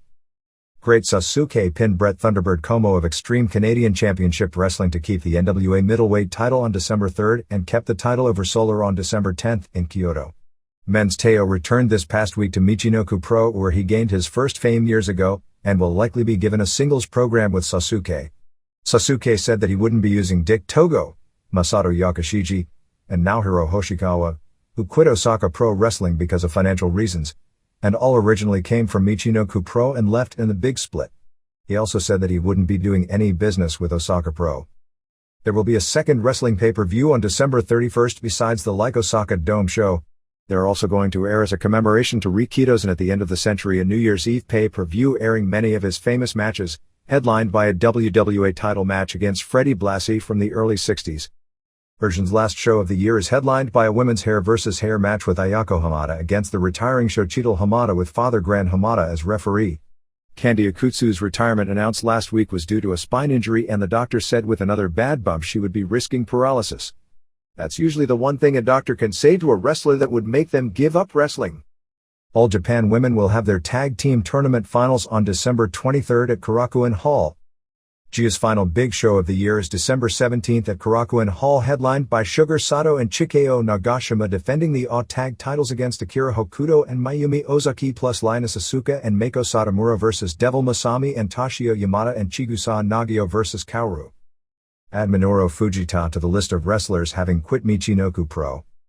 Karl Malenko, Karl Ognibena, who has worked some shows with Pride, teamed with Katsumi Yujita to win the Battlers year-end tag team tournament over Yuki Ishikawa and Ryuji Hijikata on December 3rd in Hokkaido. Hayabusa has had surgery on his right elbow and is awaiting surgery on his left. Chris Condito will be touring for FMW in January with Pat Tanaka. Here and there. Beyond the Mat was released for the purchase market this past week at a $19.95 list price for Christmas. The latest version contains 35 minutes of footage never seen before, even in the DVD version, with more on China, Mick Foley and ECW. The movie is supposed to have a theatrical release in Japan shortly and did very well in DVD sales in the United Kingdom. Women of Wrestling's first pay-per-view date is at this point scheduled for February 4th. They are said to have a big-name surprise on the announcing crew. Rob Black sent Atsushi Onita a letter claiming they would be putting together the explosive barbed wire match with Sabu sometime in 2001. Black blamed the scheduled December 3rd match not taking place on the lawsuit filed by ECW, which contrary to a lot of reports has at this point not been dropped. We're told the November 25th WWC show in Carolina drew 4,236 fans according to the promotion, and not the 1,500 listed here last week from a live account. Latest TV ratings from Puerto Rico are on December 2nd. WWC drew a 10.0 rating and 36 share, IWA drew a 7.8 rating and 27 share, and WWF Metal drew a 9.4 rating and 31 share. For December 3rd, WWC drew a 12.4 rating and 38 share, and IWA drew a 6.5 rating and 20 share. Aki Malumba, Giant Kimala 2 in All Japan, has returned to WWC for some matches with Universal Champ Carly Colon. IWA did an angle turning Miguel Perez babyface involving his father, Jose Miguel Perez Sr., who was an MSG headliner in the 50s as Argentina Rocca's regular tag team partner and actually headlined more MSG sellouts than all but a handful of wrestlers in history. The angle was that Miguel Jr.'s wife called to tell them about the birth of a baby, and he and his father were celebrating when his regular partners, Huracan Castillo Jr. and Ricky Banderas, who started by celebrating, turned on him and his father, handcuffing them and leaving them both bloody. WWF canceled Rikishi from the December 17th weekend shows. IWA is counting on Rikishi to be the big draw on that tour. Super Crazy is now working regularly for IWA, feuding with Sean Hill over the junior title. Yoshihiro Tajiri is booked on December 16th and December 17th for IWA against Crazy and IWA champ Shane. Steve Corino is also working both dates, defending the ECW title against the IWA title of Shane in a rematch on the December 16th show in Bayamon and facing Crazy on December 17th in Gyama. The big draw on the shows from the angle are expected to be Perez versus Ricky Banderas. The actual IWA title belt itself is gone. They have gone on TV and offered a $2,000 reward for its return. It's an angle, as Shane is going nuts without his belt. They aired a Horace Hogan vs. Kidman match from WCW to promote Horace's WWC debut against Carly Colon coming up that same weekend. WWC's major weekend shows are December 16th in Carolina, Puerto Rico, and December 17th in San German, Puerto Rico, with Carly Colon defending the Universal title against Horace Hogan, set to be sent in by his uncle, Kurt Hennig vs. Ray Gonzalez. Hennig is a babyface. El Nene vs. One Man Gang in a cage match. Invader I defends the Puerto Rican title against Fidel Sierra. Barry and Kendall Windham defend the WWC tag titles against Thunder and Lightning. El Bronco vs. Jim Steele. Trailer Park Trash vs. Eddie Colon for the WWC Junior title, and Stacy Colon vs. La Tigresa. Nick Bockwinkel, at age 66, did an angle on December 10th where he decked Jon Stewart and will be doing a gimmick as commissioner of the AWA. Add Brian Blair to the list of wrestlers writing a book. The book is kind of a background primer on pro wrestling terms, with the idea that once you understand the inside lingo, you'll enjoy wrestling that much more. Conceptually, it's against everything he learned and the mindset of the business during the days he was a regular, but he said he's changed his ideas as he's seen wrestling change over the years. Sabu and Jerry Lynn worked 2 weekend shows more than a week back for Border City Wrestling in Detroit and Old Castle. ONT Sabu won a Can-Am title match over Lynn and promoter Scott D'Amore in the main event of the Douglas Chevalier, local wrestler who passed away earlier in the year at the age of 38, memorial show on November 29th in Detroit. Before 800 fans the next night, Rhino and D'Amore beat Lynn and Sabu, and Lynn turned heel on Sabu, giving him a cradle pile driver which allowed D'Amore to pin him. The Minnesota Timberwolves will be honoring former AWA stars Nick Bockwinkel, Jim Brunzell, Mad Dog Vachon, Ken Patera and Baron Von Raschke at their 13/3 home game. All-Star Wrestling in England ran another of those strange shows on November 30th in Bristol, England, before 600 fans with a lot of big WWF names. There was the real bushwhacker Luke Williams, along with imposters billed as Sergeant Slaughter and the original Undertaker. Also on tour for this group are American Avalanche Paul Noy, formerly PN News and WCW Tiger Steel, who I believe is former Giant Butch Masters and has some experience in Japan, South Africa and Mexico, and Chad Collier. Dory Funk is going to start running regular shows in his hometown of Ocala, Florida starting December 30th at the 2-Year Health Spa's Extreme Sports Complex in a new 250-seat Dory Funk Arena. The idea is to start running every other Saturday and build toward running weekly shows with flashing lights, a live DJ and a big screen. Don Callis wrote TV and booked a TV taping in Winnipeg for Tony Condello in Winnipeg for the APTN network, a must-carry for all cable companies under the IWA banner. The top guys pushed were Dr. Luther, Chi Chi Cruz, and Wavell Star. They mainly used Western Canadian indie wrestlers that work for Condello, Stampede, or Can-Am. Mariana Comlos, a fitness model who had a brief role as the mother in that horrid beaver cleavage gimmick and later briefly worked as Chaz's girlfriend before being written out of the entire company, worked as a valet. The Edmonton Boxing and Wrestling Commission is dropping its blood pressure testing requirements for wrestlers and thus no longer mandate a doctor at the shows. That was the reason the Hearts gave for pulling out of Edmonton, because on their poorly drawing shows, the doctor fees made a difference. Stampede Wrestling ran on December 8th in Calgary, but the crowd down to 75. All Pro Wrestling is running a King of the Indies tournament on December 30th in Galt, California at the Breakaway Sports Center with Donovan Morgan, Vinny Massara, Boyce LeGrand, Robert Thompson, Christopher Daniels, Scoot Andrews, Michael Modest, and Vic Capri.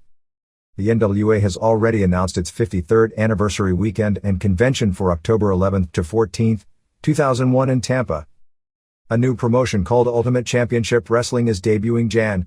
26th at the Elks Lodge in Queens, New York, same site that ECW is running on December 15th, using Tajiri, Balls Mahoney, Angel and Guido Maritato from ECW as its headliners. MMA. Pride is at least starting to work on promoting in the United States, targeting approval in Nevada for a potential Las Vegas show as the first step. UFC made much publicized attempts to get into Vegas but never could get the votes necessary from the Nevada State Athletic Commission, so never went as far as a public presentation and asking for a vote. The prospective rules that Pride is looking at for this country is to hold matches in a cage as opposed to a wrestling ring as they do in Japan. Pride officially announced 2 more shows to the December 23rd Saitama Super Arena pay-per-view card, which will air on Jan. 6th on DirecTV in the United States. As speculated on in the last issue, Dan Henderson vs. Wanderlei Silva was added. Henderson was originally scheduled to face Vitor Belfort, who pulled out due to injury, and Silva was scheduled against Gilbert Yvel. Yvel will now face Kazuyuki Fujita. Both are classic wrestler versus striker matches. Yvel versus Fujita is basically who gets to who first. Fujita has no punch defense and Yvel is the best striker in Pride, but Yvel can't get off his back and can be taken down pretty easily by smaller guys. And Fujita is not only the best wrestler he'll have ever faced, but the biggest one as well. I anticipate either a long boring fight with Yvel on his back not able to do anything, unless Fujita tires, and I don't expect that, or a quick fight if Yvel can tag him before being taken down. In other words, he has the puncher's chance. At one point they were trying to put together a Fujita versus Rulon Gardner match, but that went nowhere. Henderson versus Silva has the potential to be a great match. If Henderson can tie Silva up and wear him out, he can beat him, but he'd be best served to take him down. Silva has put the hurting on some great wrestlers in the past, including Mike Van Arsdale, because he's tough to take down, although Tito Ortiz did manage to neutralize Silva in kind of a boring UFC title fight by always taking him down. Rickson Gracie is in Japan negotiating with 4 different promotions for a match in the fall. Gracie said that since he's working on a movie in Las Vegas in February, he wouldn't be available until fall. Groups he's talking with are Coliseum 2001, which is the promotion he worked for most recently in his Tokyo Dome match against Masakatsu Funaki, New Japan, Pride, and a new group that TV Asahi is attempting to put together. All 4 groups are most likely looking at matching him with Naoya Ogawa, since that's the big money and big TV ratings matchup. In fact, probably the biggest money or ratings matchup possible next year for Japan. Gracie was on a network talk show on December 7th when Sakuraba called in and challenged him to a match next year. K1 will be having tournaments to determine Grand Prix qualifiers on February 4th in Amsterdam, Netherlands, February 16th in Melbourne, Australia, and April 29th in Birmingham, England. With its season over, K1 held 10 shows this past year in Japan and averaged 17,653 paid attendance per event. That's the lowest average per event since 1996 at 15,040.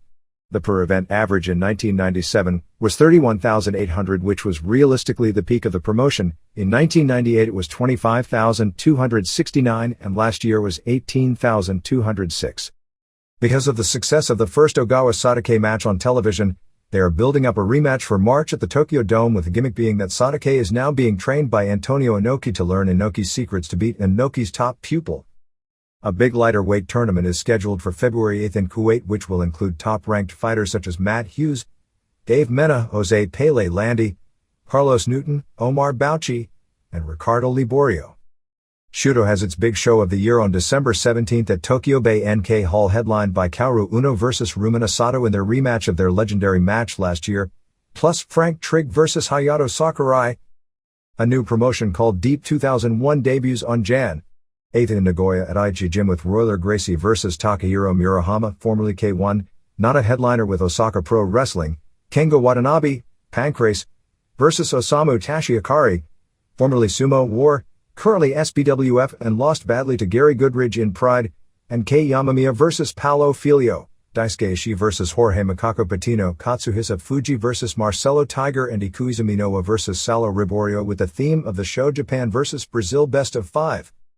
Pancrase did its second Pancrase vs Seikendo matches on December 9th in Aomori, which is Masakatsu Funaki's home city, where he was honored once again.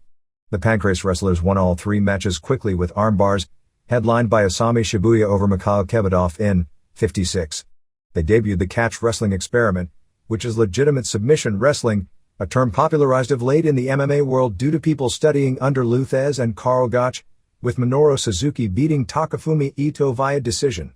Next Pancrase show is February 4th at Korakuen Hall, and next major show is March 31st in Osaka. MMA. Pride is at least starting to work on promoting in the United States, targeting approval in Nevada for a potential Las Vegas show as the first step. UFC made much publicized attempts to get into Vegas but never could get the votes necessary from the Nevada State Athletic Commission, so never went as far as a public presentation and asking for a vote. The prospective rules that Pride is looking at for this country is to hold matches in a cage as opposed to a wrestling ring as they do in Japan. Pride officially announced 2 more shows to the December 23rd Saitama Super Arena pay-per-view card, which will air on Jan. 6th on DirecTV in the United States. As speculated on in the last issue, Dan Henderson vs Wanderlei Silva was added. Henderson was originally scheduled to face Vitor Belfort, who pulled out due to injury, and Silva was scheduled against Gilbert Yvel. Yvel will now face Kazuyuki Fujita. Both are classic wrestler versus striker matches. Yvel vs Fujita is basically who gets to who first. Fujita has no punch defense and Yvel is the best striker in Pride, but Yvel can't get off his back and can be taken down pretty easily by smaller guys. And Fujita is not only the best wrestler he'll have ever faced, but the biggest one as well. I anticipate either a long boring fight with Yvel on his back not able to do anything, unless Fujita tires, and I don't expect that, or a quick fight if Yvel can tag him before being taken down. In other words, he has the puncher's chance. At one point they were trying to put together a Fujita vs Rulon Gardner match, but that went nowhere. Henderson vs Silva has the potential to be a great match. If Henderson can tie Silva up and wear him out, he can beat him, but he'd be best served to take him down. Silva has put the hurting on some great wrestlers in the past, including Mike Van Arsdale, because he's tough to take down, although Tito Ortiz did manage to neutralize Silva in kind of a boring UFC title fight by always taking him down. Rickson Gracie is in Japan negotiating with 4 different promotions for a match in the fall. Gracie said that since he's working on a movie in Las Vegas in February, he wouldn't be available until fall. Groups he's talking with are Coliseum 2001, which is the promotion he worked for most recently in his Tokyo Dome match against Masakatsu Funaki, New Japan, Pride, and a new group that TV Asahi is attempting to put together. All 4 groups are most likely looking at matching him with Naoya Ogawa, since that's the big money and big TV ratings matchup. In fact, probably the biggest money or ratings matchup possible next year for Japan. Gracie was on a network talk show on December 7th when Sakuraba called in and challenged him to a match next year. K1 will be having tournaments to determine Grand Prix qualifiers on February 4th in Amsterdam, Netherlands, February 16th in Melbourne, Australia, and April 29th in Birmingham, England. With its season over, K1 held 10 shows this past year in Japan and averaged 17,653 paid attendance per event. That's the lowest average per event since 1996 at 15,040. The per-event average in 1997 was 31,800, which was realistically the peak of the promotion. In 1998 it was 25,269 and last year was 18,206. Because of the success of the first Ogawa-Sadake match on television, they are building up a rematch for March at the Tokyo Dome, with the gimmick being that Sadake is now being trained by Antonio Inoki to learn Inoki's secrets to beat Inoki's top pupil. A big lighter weight tournament is scheduled for February 8th in Kuwait, which will include top-ranked fighters such as Matt Hughes, Dave Mena, Jose Pele Landi, Carlos Newton, Omar Bauchi, and Ricardo Liborio. Shudo has its big show of the year on December 17th at Tokyo Bay NK Hall, headlined by Kaoru Uno vs. Rumina Sato in their rematch of their legendary match last year, plus Frank Trigg vs. Hayato Sakurai. A new promotion called Deep 2001 debuts on Jan. 8th in Nagoya at Aichi Gym with Royler Gracie vs. Takahiro Murahama, formerly K1, not a headliner with Osaka Pro Wrestling, Kengo Watanabe, Pancrase, vs. Osamu Tashiakari, formerly Sumo War, currently SBWF and lost badly to Gary Goodridge in Pride, and Kei Yamamiya vs. Paolo Filio, Daisuke Ishii vs. Jorge Macaco Patino, Katsuhisa Fuji vs. Marcelo Tiger, and Ikuiza Minowa vs. Salo Riborio, with the theme of the show Japan vs. Brazil Best of 5. Pancrase did its second Pancrase vs. Seikendo matches on December 9th in Aomori, which is Masakatsu Funaki's home city, where he was honored once again. The Pancrase wrestlers won all three matches quickly with armbars, headlined by Asami Shibuya over Mikhail Kebedov in 56. They debuted the catch wrestling experiment, which is legitimate submission wrestling, a term popularized of late in the MMA world due to people studying under Lou Thesz and Karl Gotch, with Minoru Suzuki beating Takafumi Ito via decision. Next Pancrase show is February 4th at Korakuen Hall, and next major show is March 31st in Osaka. ECW. An update on Jim Mitchell. After the surgery, at this point he has some numbness left on the sides of two of his fingers. He'll start physical therapy on his bad hand in about 2 months, and they are hopeful he can regain most if not all his strength back in the hand within about 1 year. As of right now, he has very limited strength in the hand, and can't open it completely or grip well with it. At this point, Van Dam and Lynn are the only two who have asked to be allowed out of their contract to negotiate elsewhere, and both are openly talking everywhere. At this point, neither has officially left the company. Nobody else has even asked for permission to negotiate elsewhere, which means none are close to a deal. There are wrestlers talking to other organizations, but none are considered serious at this point. The iGeneration group has gotten into the negotiating game, but at this point there is trepidation about making a move from an established group that at least has a rabid fan base. It gets television to a group starting at point zero with no track record, no television on the table, and no base roster or even office staff, so people know who will be in control of the direction. Corino suffered 2 black eyes and an injured elbow in the three-way on pay-per-view. Nova suffered a broken eardrum in his bout on the same show. On the Van Dam injury front, Van Dam has admitted a knee injury suffered many weeks back while filming the movie in Thailand, but claimed it is completely healed and had nothing to do with him missing the pay-per-view show. On a radio interview on the Between the Ropes show out of Orlando, he came the closest he has up to this point in hinting about leaving. Those listening to the show believed he all but said he was gone.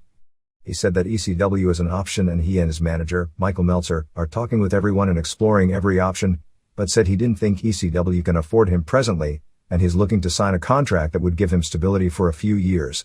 Van Dam blamed TNN, since they didn't pay a rights fee for ECW and cover production costs. Although that was the contract Paul Heyman signed with TNN when outmaneuvering other wrestling companies that were out for the same time slot, and the ball was in TNN's court since they all needed exposure. He blamed TNN for not advertising the show and doesn't see ECW turning around unless somebody puts up money for both promotion and production.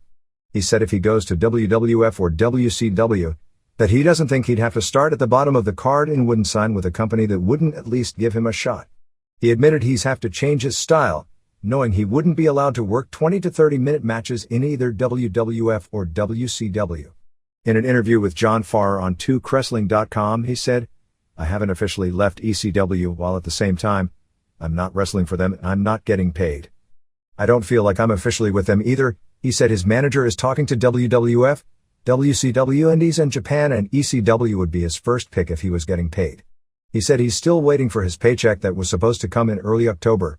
He basically acted resigned to the fact he'd never get the money owed him, saying if Heyman wanted him back and he got the money owed him, he'd be back. but said, "It's a bet you wouldn't want to put your money on, because that check ain't coming." Van Dam said he would be appearing at the December 20th UPW show and doing live commentary. At this point, the Dudleys are only booked on the December 15th Queen's show, and there are no plans for them to shoot an angle for the pay-per-view. Not that things are out of the question, as WWF is willing to help ECW when it comes to talent. It's a tough balance, because when outsiders are brought in as bigger stars than your own stars, it can create problems in the long run, even though in the short run it should help at the gate. The idea is that with the Dudleys, they were able to charge $40 and $60 for tickets, since they should be able to sell 800 tickets in New York just with the crew they have, and raise money to pay the wrestlers, at least theoretically. The December 2nd TV show was a disappointment. It was the last show before the pay-per-view and mainly focused on the Dreamer and York and Matthews program with Diamond and Swinger and Anderson. There's something about the current ECW angles that come across as a little too campy. Simon had a problem to open the show, and he really did, since his interview was getting no heat. Crowd reacted when he went back for forth with Styles, but only for Styles' comebacks. It set up a six-man with Dreamer and York and Matthews, managed by Gertner, beating Diamond and Swinger and Anderson in a match that went 10:35. It was sad to see how physically limited Dreamer was, but he did better on the pay-per-view show. York and Matthews worked real hard but aren't quite there yet. Anderson was the best in the ring of the six. Mr. Wright is very lucky to do that Anderson gimmick, because I can't imagine him being able to get over without it, and he's got the look that does give him something with it. The faces all bled and it was a brawl, but not a good brawl. It ended when Gertner took off his shirt and had his chest painted up like white Kimala. After Dreamer DDT'd Diamond, Gertner pinned him, doing the 1986 Kimala deal where Diamond was on his stomach, and Gertner made the confused Kimala look at why the ref wasn't counting, before Dreamer told him to turn Diamond over. It was pretty funny if you remember Kimala. Anderson laid all the faces out with unprotected chair shots to the head, and then put Gertner in the old Anderson kneeling armbar. Credible did an interview where he was abusing Francine, grabbing her by the hair, and harassing Paul Heyman. Jasmine St. Clair did an interview segment with Blue Boy, who was doing a bad Razor Ramon impression. Basically an excuse to show a clip of Blue Boy spanking her. Rhino pinned Cash to keep the TV title. Cash looked real good and the match was fine, but it was hurt by the lack of crowd reaction. It was a long show and crowd was tired. The only pop was for the finishing piledriver off the middle rope, which was spectacular looking, and a dangerous as hell spot. Spike Dudley did a run-in after, laying out Rhino with the acid drop. The show ended with Dreamer giving York and Matthews a speech about not making the same mistakes he made.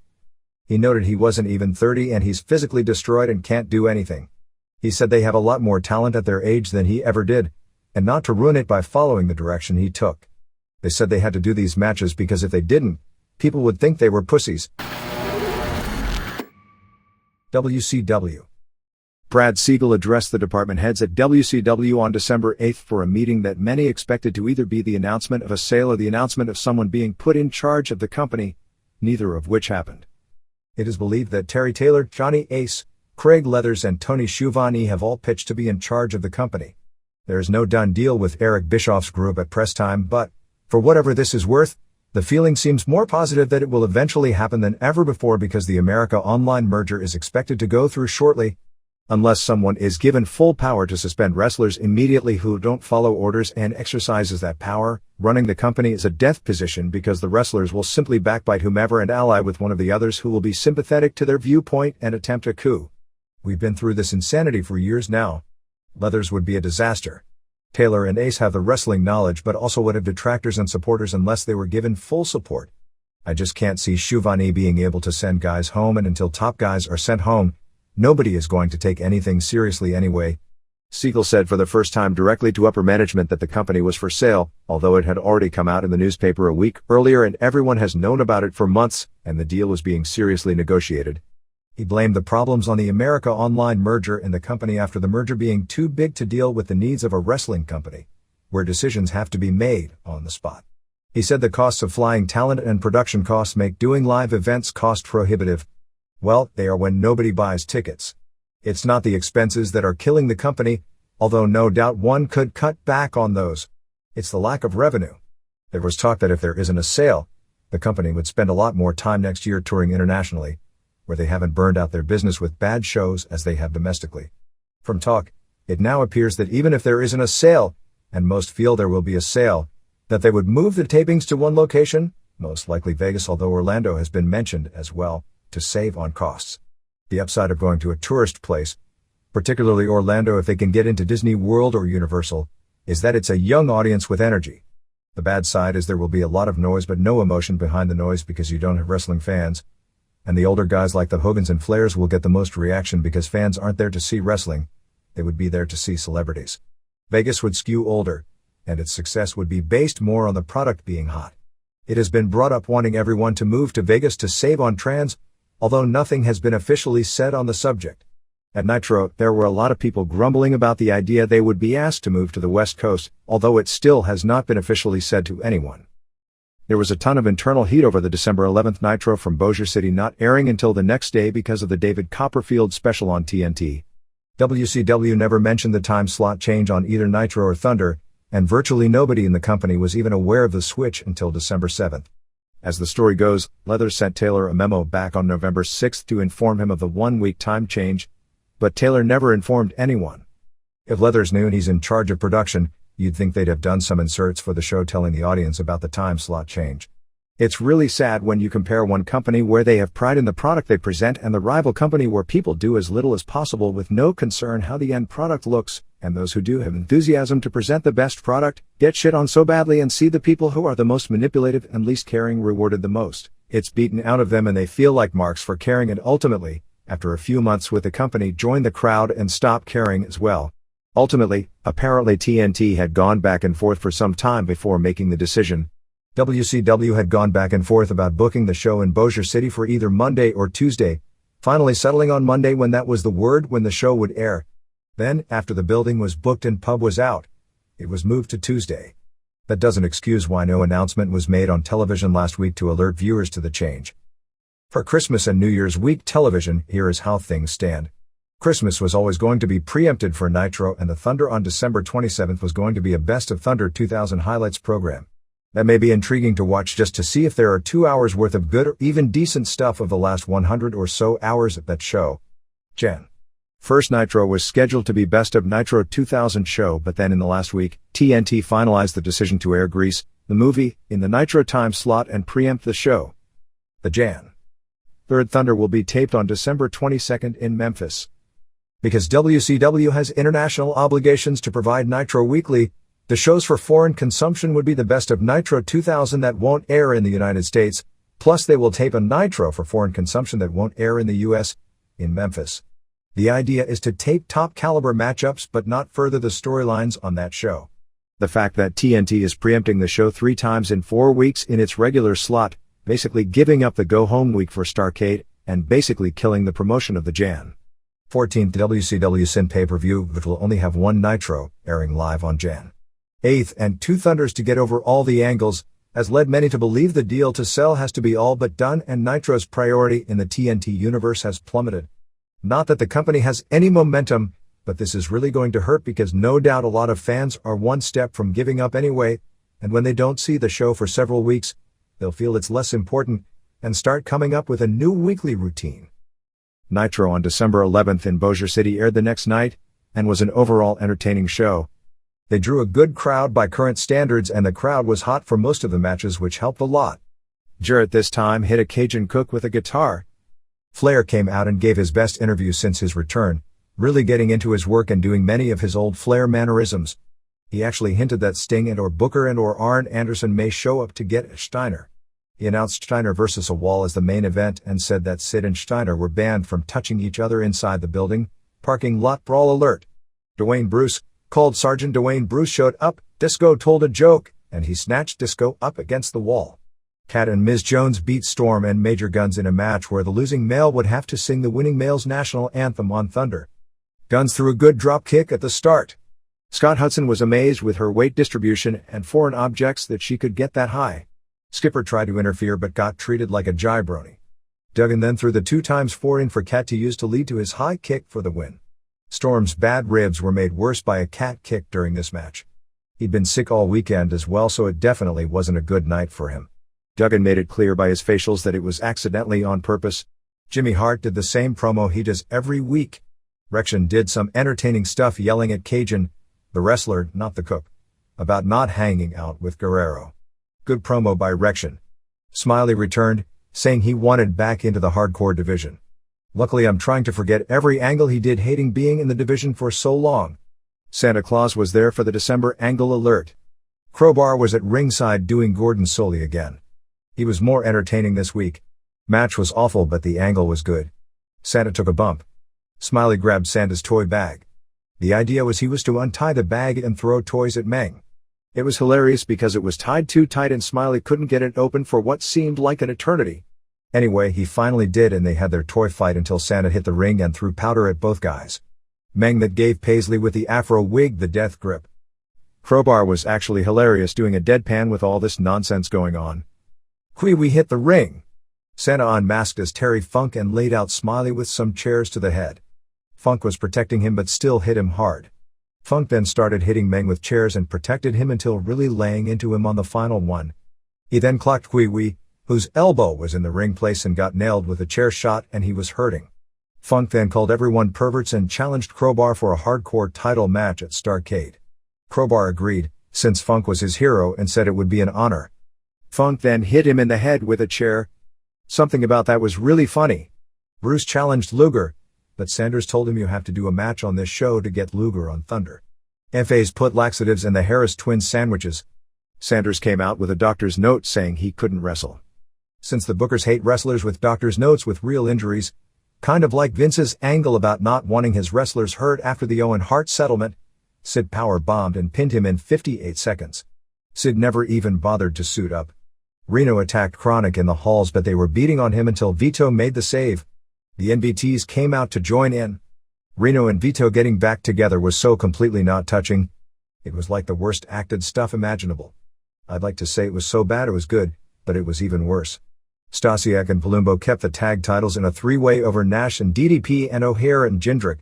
Chronic was announced as being in the match earlier in the show, but no reason was ever given why they weren't. Since Nash was doing the job, he actually hustled.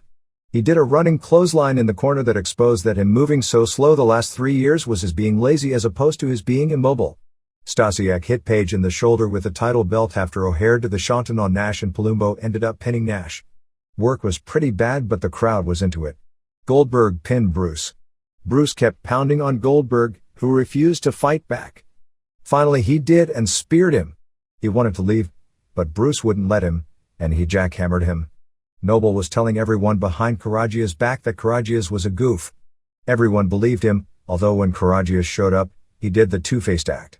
Douglas beat Cajun via DQ. Douglas pulled out a chain and Guerrero gave Cajun a chair. Cajun hit Douglas with a chair for the DQ, but Douglas hit him later with a chain to lay him out. Thank God Awesome is dropping that 70s guy for the career killer gimmick, as they started hinting on the interview. Awesome vs. Bigelow at Starrcade is now an ambulance match. FAs actually beat Jarrett and Harris twins, but still look like total losers. Big Ron and a Big Run and Heavy D had a Heavy D, so they were history due to the laxatives. Jarrett went against all three. Now make some sense out of this one. One heel. 3 faces. So what does the heel do with odds against him to get heat? Why, he beats the hell out of the faces the entire match. It was an elimination bout, so he gave Conan the stroke in 51 seconds. He then laid out Kidman with a guitar shot, but Mysterio Jr. finally got the win with a springboard sunset flip. Steiner beat a wall with a recliner in the main event after a suplex through a table. A wall laid Steiner out with a choke slam, but instead of going for the pin, he grabbed a table. This match was pretty good as far as work goes, to everyone's pleasant surprise, although nobody in the crowd, or for that matter the world, thought a wall had a chance. Steiner put the recliner with a pipe on after until Sid magically appeared on the screen calling Steiner into the parking lot.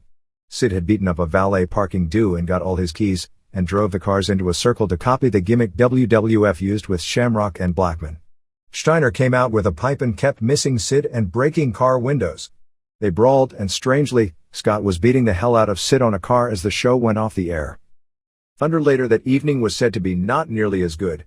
Should be noted that with Madden suspended, Nitro announcers were Shuvani, Hudson and Stevie Reyes. Thunder was Shuvani, Tene and Conan. As you can figure, Conan got punked out by Jarrett. It wouldn't be a WCW show if Conan wasn't punked out after cutting a promo like he's Steve Austin or some ass kicker beforehand, so he comes off as even more incompetent. The big story on the show was that Sid, who was just there a few minutes earlier, was now lost, in his car, unable to get directions to the building and constantly calling and saying he's on his way. The people live must have been amused. That's the way to build a babyface for the crowd to get behind. Portray him as an idiot that can't even find his way to the arena on time. Noble and Karagias won a three-way over 3 count and Young Dragons. They announced that the Starrcade ladder match would have a contract from the ceiling for a cruiserweight title match. The gimmick is that partners may double-cross each other to get the contract. Flair tells Storm he has to sing the U.S. national anthem. Storm says he doesn't know the words, but Duggan tells him he'll teach him. Stasiak and Palumbo wrestled Guerrero and a partner of his choice. Instead of Cajun, it was a handicap match because nobody would team with Guerrero. It went a while. He even got some offense in, but finally he lost. Cajun kept wanting to go down and help him, but a wall and Rection wouldn't let him. Guerrero was upset with the booking because he was supposed to be a heel and couldn't figure out how a long 2-on-1 against 2 heels would accomplish that purpose. Reno and Vito both attacked Bigelow, throwing coffee on him. Bigelow slipped legit on the floor because it was all wet from the coffee and may have hyperextended his knee. He was bad enough that the planned 6-man, Chronic and Bigelow versus Reno and Vito and Awesome match for later turned into a regular tag. Meng challenged Steiner for the title, complaining about what Steiner had done to people like Sting and his friend Arn Anderson. Am I missing something? Storm kept screwing up the anthem. Finally Duggan sang it and knew the words. Cat beat Duggan. Duggan went to hit Cat with the 2x4 but hit Storm on the backswing. Duggan took off the Team Canada jersey and was back babyface by the end of the segment. Luger beat Bruce with the rack. The original idea was for Goldberg to be the ref, and for both Luger and Bruce to double-team him and leave him laying. Goldberg nixed the angle. He wasn't against Bruce going heel on him, since that was the plan from the start, but thought doing so this week was rushing the angle. It was right, but sometimes bookers have to be able to be wrong and get their product out there. Sometimes it's also good to stop them when they are wrong, but at some point there has to be a boss or the company can't go anywhere. Chronic beat Reno and Vito. DDP beat Sanders via DQ when the Thrillers all ran in, and they were late on the run-in. Steiner beat Meng with the recliner. Sid finally found his way to the building, and just as the show went off the air, the idea was for Sid to leave Steiner laying by choke slamming him through the ring, which was gimmicked to collapse. Being that this is WCW, Steiner hit the mat, and the ring didn't collapse. Nobody would know any better unless they knew what was supposed to happen. Thunder notes from the December 6th show. This company desperately on their list of needs is either a new production staff that cares, or someone making this current staff care. We've had embarrassments regularly that have no business happening.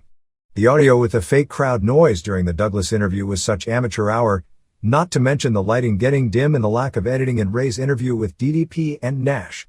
First off, if they can't say Hall's name, they should just say cut. You can't mention Hall's name and edit, like a real TV show would do instead of a zillion references. All sound edited out, which only serves to make the company, which has a horrible image problem, look even worse.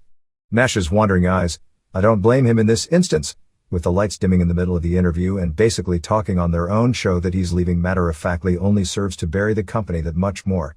And since Ray didn't know how to handle an interview, that spot where he got tongue-tied and they all stood there, and it wasn't even edited off TV, that was amazing, and it making air with that not edited out shows just how little the people producing the show care about production quality. Page's side of the story is that Diana Myers never told either he or Nash not to mention Hall's name on the air. They both had heard that nobody was supposed to say the name, but neither was ever told to their face not to say it. Another WCW employee claims he was sitting there with them and told in the same meeting never to say the name.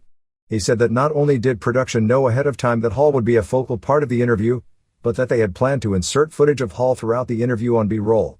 The reason all the clumsy moments weren't cut and retaped was because they had agreed that they would just show footage of Hall over all the parts of the interview that shouldn't visually air. After it was done, someone in post-production saw it and freaked out about all the Hall references, and production was then told no Hall footage could air with the interview and all references to his name had to be sound edited out. The reason it aired was because they had a hole in the show and couldn't come up with anything to fill the hole. The show also showed the wrestlers themselves don't even keep up with the storyline. Sanders made 2 references about getting at the MIA for his feud with Chavo Jr., not even realizing Chavo quit the team. And finally, Tony Schiavone, as Luger was racking Dwayne Bruce while he was wrestling Shane Douglas, said that Goldberg chose his friend over his career just as Goldberg was spearing, jackhammering and pinning Douglas, which if we are dealing with logic said he chose his career because he was in there trying to win instead of leaving. He went to leave at one point and was jumped, but after that point, made no attempt to leave. On the bright side, Jindrak and O'Hare are showing a lot of improvement and have a chance to be players if a behind-the-scenes team that cares and knows how to make stars is put in charge. Vampiro lasted less than 1 week on tour with ICP, leaving the tour claiming the noise was giving him bad headaches due to his concussion. Booker, Steiner, and Bagwell taped an episode of the WB series Charmed for February 1st air date. Steiner and Bagwell also have an appearance scheduled on the show Jersey on the Disney Network. Both Source and Black Men Today magazines are doing stories on Booker T. There is some talk/fear that Sting won't be back until next summer.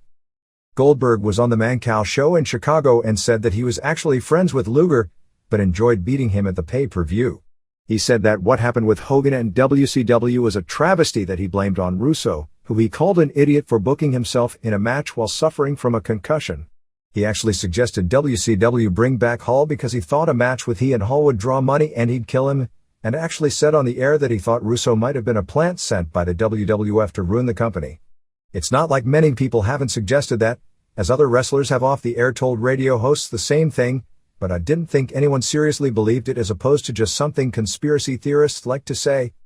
Conan did an interview in La Frontera, a Tijuana business newspaper that covers wrestling because it's considered a major entertainment form in the city since it draws big crowds virtually every Friday night for 3 different companies.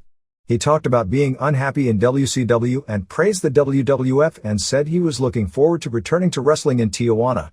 He said that Vampiro has talked about retiring due to his injury, but that it seems like that's the 5th time he's done so in his career.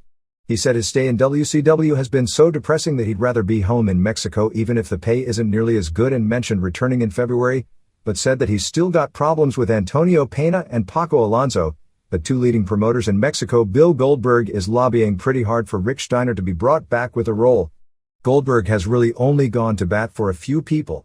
He got Robbie Rage, formerly of High Voltage, back in at developmental level, but Steiner has been one of his best friends since getting into wrestling.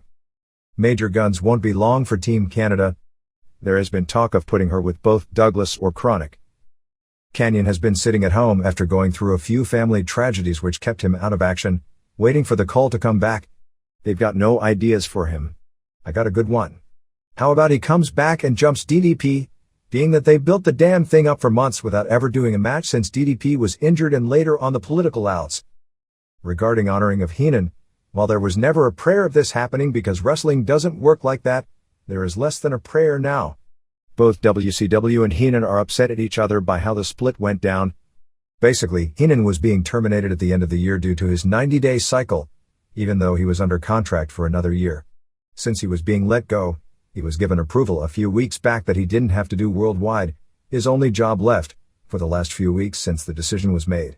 They had Larry Zbyszko and Scott Hudson do the show, but then when the decision was made to axe Zbyszko, they asked Heenan to come back and do the final few weeks of shows and he refused, so now there is talk of not sending him his last check.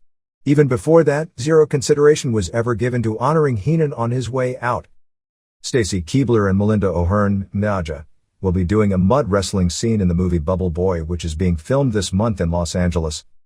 On the December 9th edition of Nitro in Australia, an announcement was made that the final Nitro to air on Turner Classic Movies, news station that was formerly TNT but kept Nitro, would be on December 30th. Next year, Fox Sports and C7 have acquired the rights to the show. The situation isn't the same in New Zealand, which got the same TCM feed as Australia. Sky Television as New Zealand at this point hasn't opted to pick up Nitro, taking a wait-and-see attitude based on reaction to determine if there is viewer interest. Sky screens the pay-per-views live and the feeling is nobody would buy the pay-per-views without the Nitro hype. New Zealand also gets worldwide 3 weeks behind, and an international version of Nitro that is at least 3 months behind Christina Lom Le Miao is said to feel she's dead if Bischoff buys. Combination of her biggest benefactor in the company being Terry Taylor, whose authority would certainly be in jeopardy with Bischoff in charge as the two haven't seen eye to eye for a long time, combined with the fact she filed a harassment claim internally against Rob Steiner, who was one of Bischoff's best friends in the company. On the December 4th Nitro, when the crowd was chanting "We want Hall" during the DDP and Nash vs. 3 count match, on the closed captioning, it read, "We want Hall." Something about that I find amusing. Sam Greco has been getting really good reviews on his work at the Wildside shows. He can do 10 to 12-minute tag matches. He kicks look great, and the feeling is he's got a great attitude to learn despite the fact he's something of a star in another sport. Bob Sapp at this point has to be kept in short matches. House show on December 10th in Monroe, Louisiana drew 1,688, paying $34,205. The Monroe show was originally scheduled to be Steiner vs. Page for the title. Page and Steiner have had problems due to Steiner making those backstage remarks on Kimberly, which led to her quitting and never apologizing, so it's been well known they aren't going to work together at this point, but it was booked anyway. It was switched to Page and Nash vs. Perfect Event and Steiner vs. Sid since those were the TV programs. Nash was furious because he had custody of his children for the weekend and wasn't scheduled to work the house show and had planned on taking them to Disney World. He got hot at being scheduled on the show because of the idea that people weren't doing business, leading to a card change and him having to work on a weekend he had off. By recent company standards, the December 11th Nitro/Thunder taping in Bossier City, LA did very well, drawing 5,412 fans in a mid-sized market, with 4,204 paying $112,260. WWF. Some highlights of Jim Ross media conference on December 7th. He said the company had no interest in Scott Hall or Juventud Guerrera, at least at this time when it comes to the latter. He said they have been having talks with representatives of Rob Van Dam and have more talks scheduled next week. He said they have no interest in Tori Wilson. He said the reports about the Jerry Lynn situation, where he asked Lynn to send a videotape to him so he could give it to the writers, was misconstrued. He said they have more interest in Lynn than anyone else, had a good meeting in that because many of the writers have limited experience with wrestling, they don't know who Lynn is, and need to see him to come up with ways of writing him into the show. He said if Chetty signs, which he hadn't as of that time, he would probably be sent to either Memphis or Ohio Valley so he could get full-time work. He said he doubted Mick Foley would be wrestling anytime soon. He said he doesn't think we've seen Foley's last match, but nothing is written now building for such a match. Said nothing is on the board for Shawn Michaels, but would love to see him get the farewell match he deserves. He said that he personally has had talks with Mark and Rena Mero for a few months, but doesn't see them coming back anytime soon because the timing isn't right. He basically said there are a lot of hard feelings in the locker room regarding both of them that haven't healed, and until time heals those wounds, they wouldn't be bringing her back. He mentioned that Rock would be doing the announcing for the Orange Bowl parade on PaxNet. He said when asked, he couldn't logically explain the storyline where Triple H was dropped by the forklift in the car and that in hindsight, he probably came back a few weeks too early. He said they try to present plausible and logical storylines, and the only explanation they could plausibly give for that one is that it was a miracle. Regarding the current injury situation, Triple H came out of the Hell in a Cell match in better shape than most expected he would, given he was working the match on a herniated disc in his back. He's being treated with electrical stimulation. They are hopeful he'll be back wrestling before the Royal Rumble, but that's kind of the target date for in-ring, although no doubt he'll be part of television a lot sooner than that. Snow doesn't have a broken wrist as they said on television, but does have a severe sprain and a cracked wrist from some time back that went undetected. The TV angle fit into the storyline of people being hurt and also will explain him taking some time off. He doesn't appear to need surgery. Blackman missed the pay-per-view and TV tapings as he was hospitalized with bleeding ulcers. He's had them in the past. From Wednesday through Saturday, he was having trouble keeping any food or even water down, so was hooked up to N4. He's hopeful of making it back for TV this coming week, but that's questionable at this point. Guerrero will be taking some time off with a strained hamstring, and he may also have a minor tear that also won't require surgery at this point. He re-aggravated the injury about 2 weeks ago that he received on Raw some time back. He was on television but won't be wrestling for a few more weeks. Saturn jammed both his thumbs on the pay-per-view but isn't missing any ring time. Jericho wasn't injured but was kept off TV because they wanted to sell the brutality of the Last Man Standing match for the future, and also they were doing a slew of injuries storyline on TV. The feeling was that even though Kane lost and all those barrels supposedly crushed him, that since he's a monster and he's a heel, it made no sense to injure him. Foley is expected to be taking some time off soon. I was under the impression this past week would be his last week on TV, but it may be this coming week. His wife is expecting their third child in about 2 weeks, and he wants to be home during that period, which is why this storyline has come up. He has a lot of non-wrestling opportunities opened up by the success of the book. He's got a book sequel that will cover his life from the period where Have a Nice Day ended. He's written a movie screenplay for Have a Nice Day, and he's been presented with an idea to play a major role in a TV sitcom. Just judging from the maneuverings and positioning of the past week, I could see it ending up with Vince somehow forcing Foley out, thereby making Vince a stronger heel, which seems to be the current storyline to build around Vince at his worst, and appointing Regal as commissioner. It appears some of the top guys, Austin in particular willing to work with Regal, which is part of the battle of guys being elevated. Raw on December 11th in Memphis was the McMahon/Foley show, built around Foley having given his word he'd resign if someone was hurt in Hell in the Cell, and then 2 people were supposedly hurt. It was a good show if you like long interviews, but there wasn't much to the wrestling. Angle and ENC came out with Angle bragging about his win the night before. They did an awesome job throughout the show of building up how great the match was the night before, including twice playing a music video, which was WWF at its best. Rock finally came out to challenge for the title. I'm guessing they'll do Angle versus Rock at the Rumble, if not, sooner on TV. But this was a 6-man with the Dudleys, who came out and cleaned house. This opening interview segment went 16 minutes. Hardys beat Malenko and Saturn via count out. Malenko threw Jeff into the ring steps to knock him out for the count out and also knocked out Lita, throwing her into the steps. With Lita out, Malenko kissed her. Gunn beat Benoit via DQ when Guerrero interfered after Gunn hit the Famouser. Gunn nearly killed Benoit by dropping him badly on a press slam. The idea was that he was going to drop him taking a stomach bump, but then Gunn forgot and started turning him while Benoit started dropping and he landed badly on his shoulder, but he was okay. Gunn went after Guerrero, but that allowed Benoit to attack him from behind and put him in the crossface. Snow asked for a match with Raven. Foley said he couldn't let him wrestle with a broken wrist, but Snow insisted and Foley finally allowed him. Rock and Dudley's beat ENC and Angle in a tables match, which was by far the best match of the night. Lots of near-table break spots until finally Rock used the rock bottom on Edge through a table. Just before that, Angle German suplexed Bubba and Rock moved the table, but not far enough as Bubba's head hit it on the way over, so they almost had an accidental ending. Bubba power-bombed Christian through the table after. As this was going on, Angle walked out on ENC China, wearing the skimpiest outfit in a long time. It appears the feeling is that the lawsuit has neutralized the PTC's efforts to get sponsors to pull out, and with ratings falling, they've got to go back to what got them there, challenged Ivory. Venus interfered and the 2 of them stuff pile drove China, doing an injury angle where she did a stretcher job. Gunn blamed Foley for China's injury. Foley can act, because he made you feel like a well-intentioned guy who was having a really bad day and was concerned seeing his fellow wrestlers hurt, and he was getting blamed for things that weren't his fault. The psychology of this stuff is amazing. You've got Foley playing what Vince sees as the good side of Vince, who is blamed when people get hurt unjustly, as it's the wrestlers who take the risks and want to work while injured, forgetting the economic incentive for them to do so, and Vince playing the bad side of Vince. Acolytes returned beating Tanda when Bradshaw pinned Albert after a clothesline, and they tore off his Tond APA t-shirt. Lawler got in the ring to push the cheerleaders for the Memphis Maniacs XFL team. I hope they don't cross the line with the XFL hype that they have to do over the next 3 months, because too much will get obtrusive. They definitely went way over the line on December 4th when Lawler kept talking about Al Gore and wanting him to concede.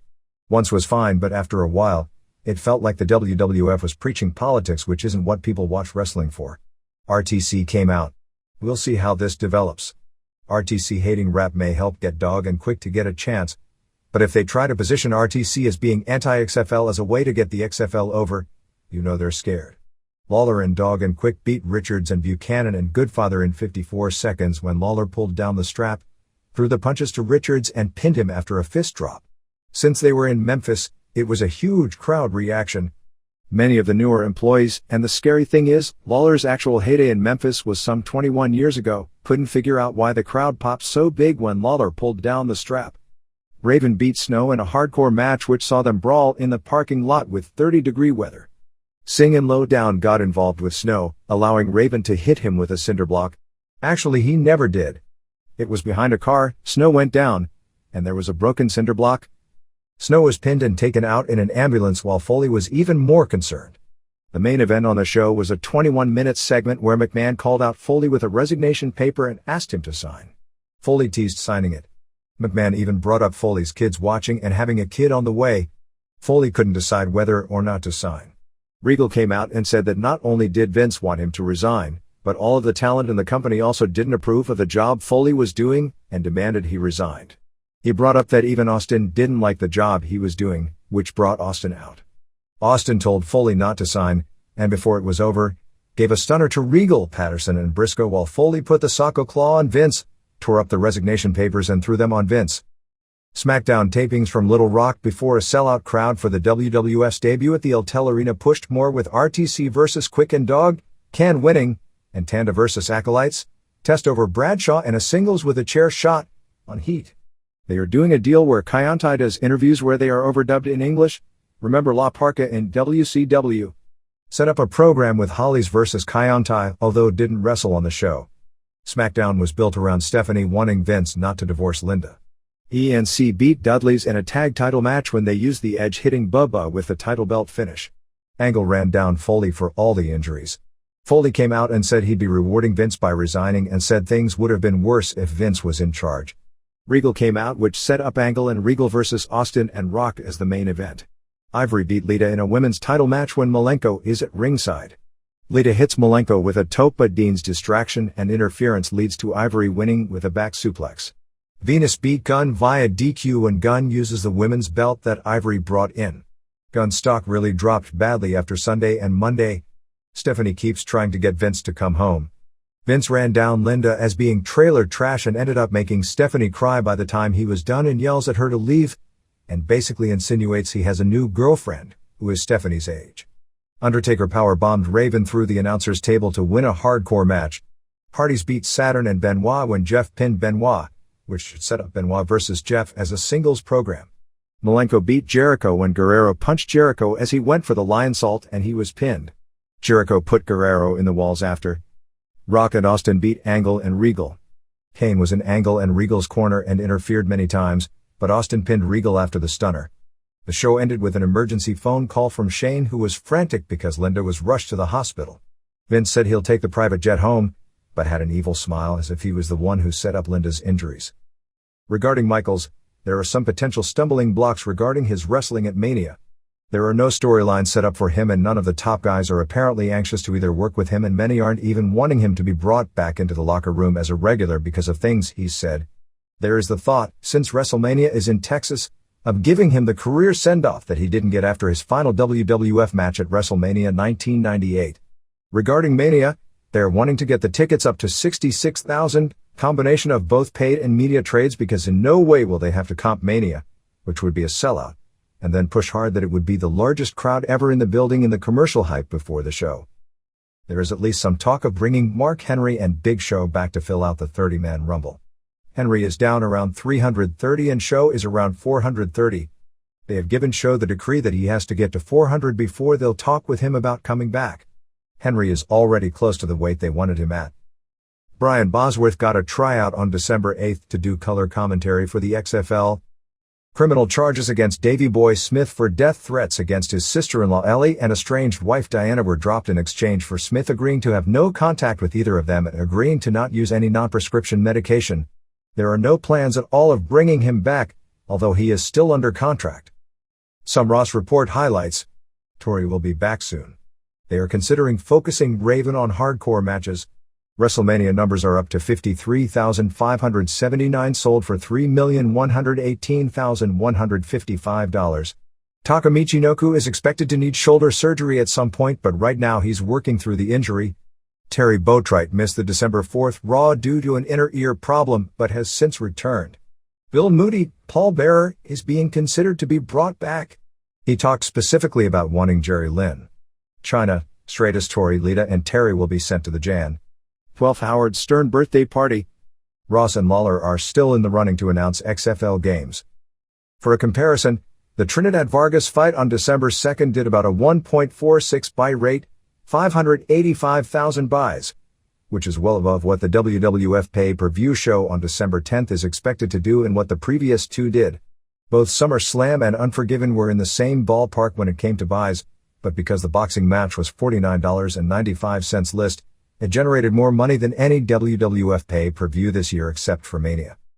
The London Daily Mirror on December 10th reported a story about scuffles breaking out in the ticket line for the May 5th Insurrection tickets for Earl's Court in London, which sold out all 15,000 seats in 2.5 hours. More than 2,000 fans who were turned away after the event sold out stormed the building, some of whom camped out all week, as the line for tickets actually started forming 5 days earlier.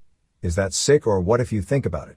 It had been advertised tickets going on sale at 9 a.m. on December 9th, but thousands of tickets were sold on the internet before being available to those who camped out, and the fans in live were livid.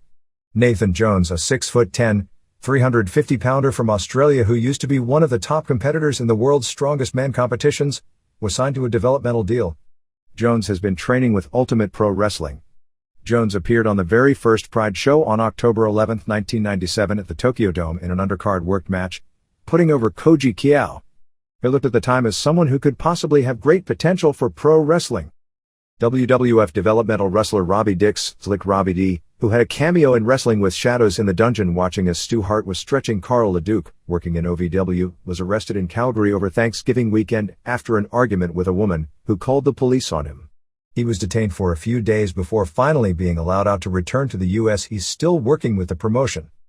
Jim Cornette has talked with Bobby Eaton about wrestling some shows in 2001 for OVW and helping train some of the talent. Linda McMahon announced the WWF thinking of opening up an office overseas. They already have an office in Toronto to go along with their offices in the United States on the Sports Rec video charts. For the first time in I don't know how long, WWF wasn't in the top spot. At the World Series home video was number 1, while WWF had spots 2 through 4 with Rock, Eve of Destruction and Tables, Ladders and Chairs.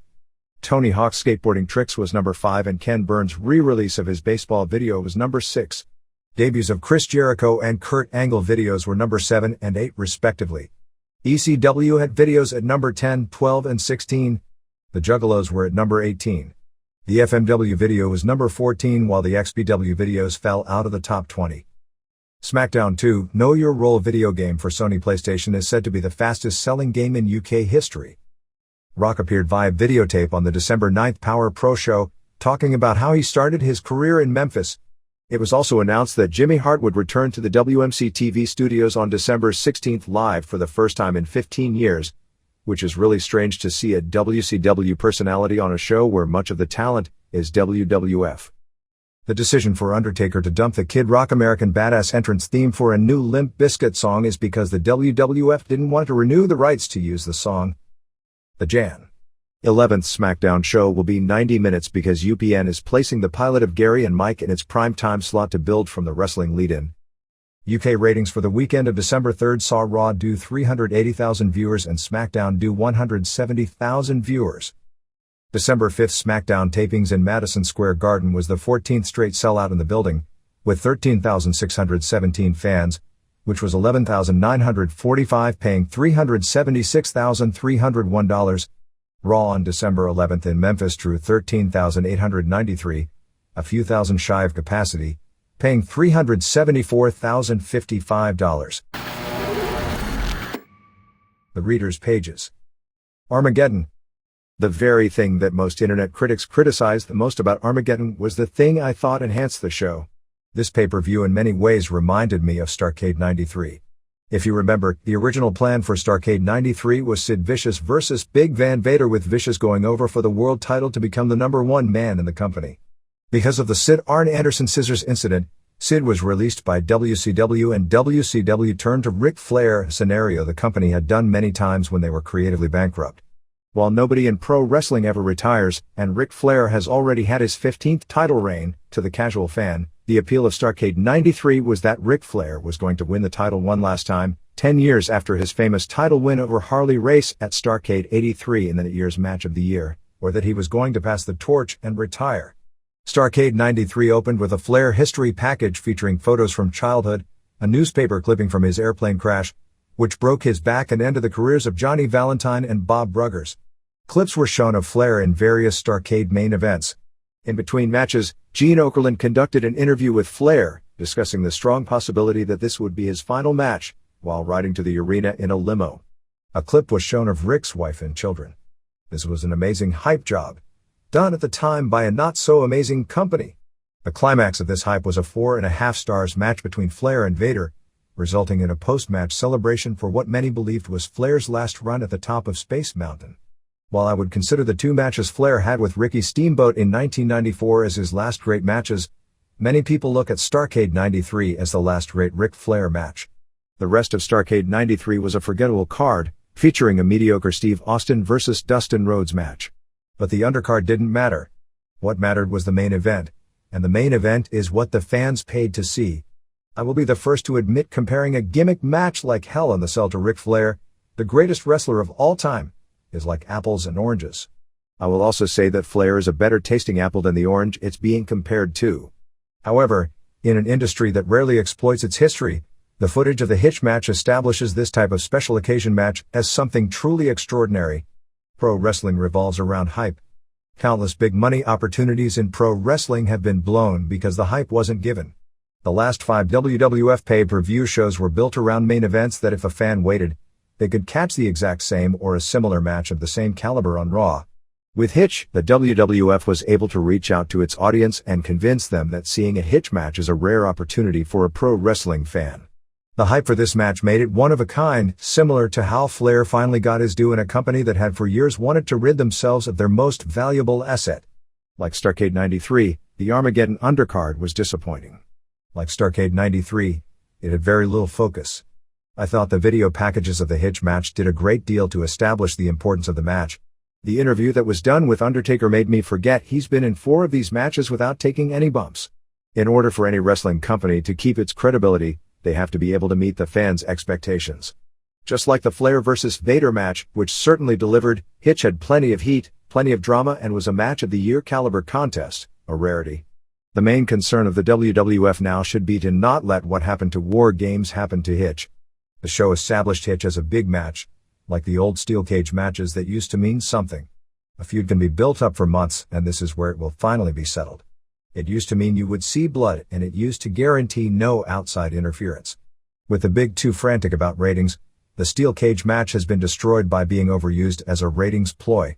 Now they mean very little to ratings, often have people breaking into the cage, or not blading, which obliterates the purpose of the match. The WWF has now built up a gimmick that they can use when needed to draw. The WWF did as good a job as possible in making me want to see this match that I otherwise had no interest in seeing. David Porty. ECW fan reaction. I wouldn't blame entirely the lack of crowd reaction on a Nassau Coliseum mentality. The product is at least partly to blame. Based on your review of the show, the crowd had seen everything possible by the 4th match. High spots, outside interference, chair shots, tables, etc. I've seen this hundreds of times on indie shows. The early matches go out and do everything they can to get over. They get themselves over, but then kill the show as a whole. That's why the veterans would say, "Damn, kid, you didn't leave anything for us." That's why shows used to traditionally start off with 10 to 15 minute Broadways with all the action in the ring, nothing off the top rope, and no furniture. Of course, there are precious few workers who can still have a match like that, which may be one reason you don't see them anymore. Part of the problem is that prelim guys don't understand their role in building a show. Part of the problem is there is nobody available to teach them. Part of the problem is that fans have been conditioned by instant gratification. Part of the problem is that few fans today have actually seen a good opening match. Larry Da Garris. Response from Dave Meltzer. The Garris is a longtime indie wrestler, Professor Larry Briscoe, who is currently a real-life professor in Washington. Awards. I recently took tributes down off the bookshelf to reread the obituaries of Bruiser Brody and Art Barr. Both pieces are still emotionally draining. The journalism and the life stories of Frank Goodish and Barr stand the test of time, and present so many lessons in so many different areas to be learned from. I'd like to know what your opinion is regarding the repercussions of the murder of Frank Goodish. What effect, if any, has Invader felt? Is it hard for him to do business, or does he have a huge reputation as the man who took down Brody? As far as the police go, is it just unsolved crime? Are there wrestlers who refuse to do business there? Have any been blamed by their peers for not being more forthcoming with witness information? Some choices for this year's Observer Awards. I strongly feel Triple H is the easy and far away #1 pick for Wrestler of the Year. He really carried WWF on his shoulders this year as such a strong and credible heel. His ring work stepped up a notch this year, making him one of the premier performers in the game. Without him, The Rock wouldn't have been so over, as there was no one for the better part of the year that could carry their side of a feud with Rock. Foley deserves some sort of an honorable mention because his willingness to put Triple H over so strongly gave Triple H the extra boost he needed to be taken as such a strong champion. Triple H carried the ball given to him, and had to far exceed everyone's expectations of him. I believe Atlantis vs. Villano 3 should be match of the year. No other match had the psychological drama and execution. It portrayed everything that is great about pro wrestling. It had big moves and high spots, but also had excellent pacing and timing. The little things helped make this match as well. Take the finish, for example. Atlantis has Villano racked, but Villano wouldn't submit. Atlantis then drops to his knees, grinding the move in, giving the appearance of a substantial increase in pain, and Villano submits. Wouldn't it be nice if we saw that kind of drama and work more often in the US? For 2 and 3, although I haven't decided the order yet, but I'm going with Kobashi vs. Kawada from Jan. 17th in Osaka and Misawa vs. Akiyama from February 27th at Budokan Hall. It's the one where Misawa elevated Akiyama by jobbing for him. In that last match, we saw new moves and combinations. Extremely well executed, innovative and entertaining. Maybe Misawa's last match with that level of quality? Triple H had several matches this year that just miss out. His match with Jericho was great, as was his hour-long match with Rock, notwithstanding the ending. His match with Austin was as good a brawl as we're likely to see, but I believe his best performance this year was in the Royal Rumble match with Foley. How many of the top 10 US matches this year didn't have Triple H in them? Feud of the year goes to Ogawa vs. Hashimoto. While they only met twice, you can't ignore the heat, the ratings or the general public interest. Dramatic and exciting matches. Atlantis vs. Villano 3 is second and Triple H vs. Foley would be third. Worst match was that 3 women's match from Nitro. For most disgusting promotional tactic, can I just vote for WCW as a whole? Dan Cirquitella. Women doing spots. I think the scariest thing I saw in wrestling on November 20th was Leah Meow doing the Hurricane Rana off the apron. She had absolutely no business trying that move. The trend of allowing untrained women to do wrestling spots has gotten way out of hand. While I respect her for wanting to try the spot and take a more active role in the show, I think it was completely irresponsible for anyone in power to allow her to do it. A Rana off the apron to the floor is a risky move for a skilled aerial wrestler to pull off, much less an untrained wrestler, or a person with minimal training, as I'm sure she did a few flips on the mat with Medusa at the power plant, which I guess those in WCW think constitutes training. Seeing that move brought to mind the Just Incredible vs. Steve Corino match at the Hammerstein Ballroom where Francine tried the same type of move and hurt herself. I don't think people realized what a disturbing scene that was because it didn't come across as bad on TV as it did live watching from the front row. After Francine hit her head on the floor trying that Rana on Corino, she was bleeding pretty badly from the back of the head. It became difficult for me to concentrate on the great world title match taking place in the ring, because in front of me was Francine, holding the back of her bloody head, literally in tears, with mascara running down her face. She had to stand out there, crying for the rest of the match, instead of going to the back for medical attention because she had to be involved in the planned finish.